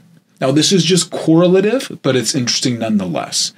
And I think that this makes a good point in that people oftentimes just focus too much on what they shouldn't be eating, where if we actually focused on, gosh, I need to consume omega-3 fatty acids. Gosh, I need to consume protein. Gosh, I need to consume fiber. Like, there's really no other room for eating anything else. So let's focus on what we need to take to maintain our health and focus less on what we don't need to eat. How do we get from that 4% range to that 8% range? So the data basically shows if you take 2 grams per day of a fish oil supplement, that should get you from the deficient range to the sufficient range. Okay, I like the Nordic Naturals brand with lemon flavor. There's no fishy taste and it works great and very high quality. My wife will appreciate that because I smell like fish taking the omega supplements that I'm taking right now. You're burping them up? Yeah. I gotta switch. Horrible. Switch with to these the Nordic lemon. Naturals, you just don't get that at all. Yeah, lovely. That's a great recommendation and appreciated by Jessica. Okay, let's turn to something that is cutting edge, really exciting, rapamycin. What is it? What can it do for us? Is it really going to extend lifespan? If we look at centenarians, those that live to be over 100 years of age, right? So they don't simply get cardiovascular disease when they're 50 and live well with the disease. They basically delay or evade that disease altogether. And we're not talking about 2, 3, 4 years. We're talking about decades. So what they do is they basically extend the period of their health span, and then they decline, they basically shrink that period of decline at the end of their lives. Okay, so how do they do this? So the bad part is really short. Not short. only is life longer and health span is stronger, the end, which is never pleasant, is short, is steep, and painless. Yeah. Yeah, that's what you want. You don't want that slow, steady decline that comes along with being metabolically ill or having visceral fat. Right. That's what we don't want. So how do these people do this? So they pick the right parents, right? That's what they did. But our genes don't really care if we live that long. What our genes care about is that we grow up, we reproduce, and that we raise our young. So genes that prove to be detrimental to our health later in life are not weeded out because they're just not selected for, right? So if we look at longevity, if we look at these people that are living to be 100 plus years. It doesn't seem to be related to one gene like ApoE4 or FOXO3. It seems to be related to multiple genes, probably hundreds if not thousands, each making its own like small contribution, leading to that longevity. Now, some people find this disheartening because there's no magic bullet, right? But I don't think so. I think that we can still alter and change our gene expression by our environment, by our behaviors, and by medications. And so when we're talking about life extenders, what we're talking about is how medications that we take can then influence our gene expressions to allow us to live longer. So the problem with studying this in humans, is that there's very little tolerance from the public and from regulatory agencies regarding side effects in healthy people. But this is taking place in animals. So we have seen that multiple medications that we take as humans, when given to animals, have extended their lives. And while we may not be animals, while we may not be mice, there still are a lot of biological things that are similar that we can extrapolate a lot of information from this. The NIA, the National Institute on Aging, basically created the ITP, which is the Interventions Testing Program, to basically test out longevity molecules on mice to see if we can extend their lifespan. And so far, 4 molecules have shown to extend the lifespan in these mice. The first one is rapamycin, which we'll do a deep dive on in a second, my favorite longevity-enhancing molecule. Yeah. The second 2 are going to be canagliflozin and acarbose, and those are both diabetes medications, actually. And the last is 17-alpha estradiol, which is actually like a weaker estrogen than we produce in our bodies. 2 interesting ones that are on the horizon are meclizine and astaxanthin. Now, these are interesting because they're actually over-the-counter medications, right? So meclizine, also known as Bonine, is used for motion sickness, and astaxanthin is basically found in crustaceans. It's what gives salmon their sort of pink, fleshy color. And so salmon that are farm-raised, they're basically just bathed in truckloads of this stuff. So those 2 molecules are looking very promising and something to keep an eye on because they're over the counter and can be very easy to get your hands on. What I think is equally as important is to realize what's not on this list, right? So we have the nicotinamide family. It is not on that list. The nicotinamide family being NAD, NR, and MN. Resveratrol is not on this list. And metformin is not on this list. So regarding NAD, so the research is looking more and more like it's not going to have any benefit on humans. It's still possible that it could, but I personally wouldn't waste my money on these supplements. Resveratrol has been completely debunked. Regarding longevity, do not waste your money. And then metformin is interesting because while metformin did not show any benefit in these mice, when we look at actual epidemiology or observational data, when we look at diabetics that take metformin, they actually look like they might live longer than healthy adults not on metformin without diabetes, and they get lower cancer rates. So what's actually going on right now is something called the TAME trial, which is sort of the first of its kind, which is a randomized controlled trial to actually see if metformin is indeed a longevity-enhancing molecule in humans. So that data is to be determined and should be out in the next 5 to 10 years. Right. So rapamycin is fascinating. It was basically found on Easter Island. It was initially found to have very strong antifungal effects. So it could be used for athletes' feet, things like that. Then it was found to have very strong immunosuppressive effects. So it was used actually on patients that were getting transplanted organs to help them accept their organs so they wouldn't be rejected. It was found that rapamycin basically worked to decrease cell growth and cell division. And eventually it was found to work on mTOR. mTOR's main job is basically to balance the amount of nutrients we have with the organism's need or want to basically divide and reproduce. Rapamycin affects mTOR, and that leads to longevity. But there seemed to be something that was quite daunting, that was hard to overcome. It was this immunosuppressive effect, right? We're giving this as a chemotherapy or as something to help decrease the immune system so that we can accept organs. Well, that probably isn't great for us as humans, right? But in 2014, a fascinating study came out that basically showed that when you give rapamycin in a moderate dose weekly, it actually improved immune function. But when you give it daily at a low dose, it suppresses immune function, meaning that rapamycin works more as immunomodulator rather than immunosuppressor. So most people in this arena now that are into taking longevity enhancing molecules are taking in between 6 to 8 milligrams per week. And you need to make sure this is enterically coated so that it's not broken down by the stomach. And so a lot of times you can't have this compounded. So you actually have to buy the real drug. And you do need a prescription for that one, right? You do need a prescription, which is a good thing because like with all things, I think like we've talked about this entire time, right? There's no solutions.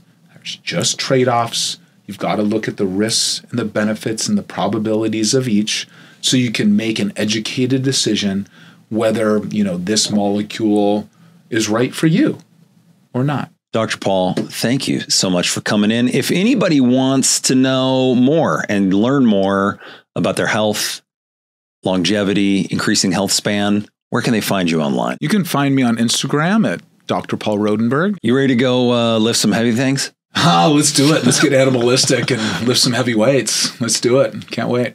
All right.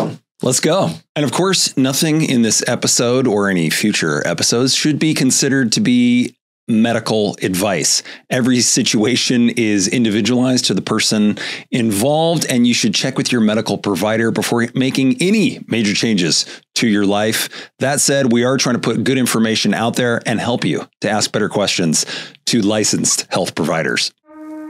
Okay, everybody, until next time, ask questions. Don't accept the status quo and be curious.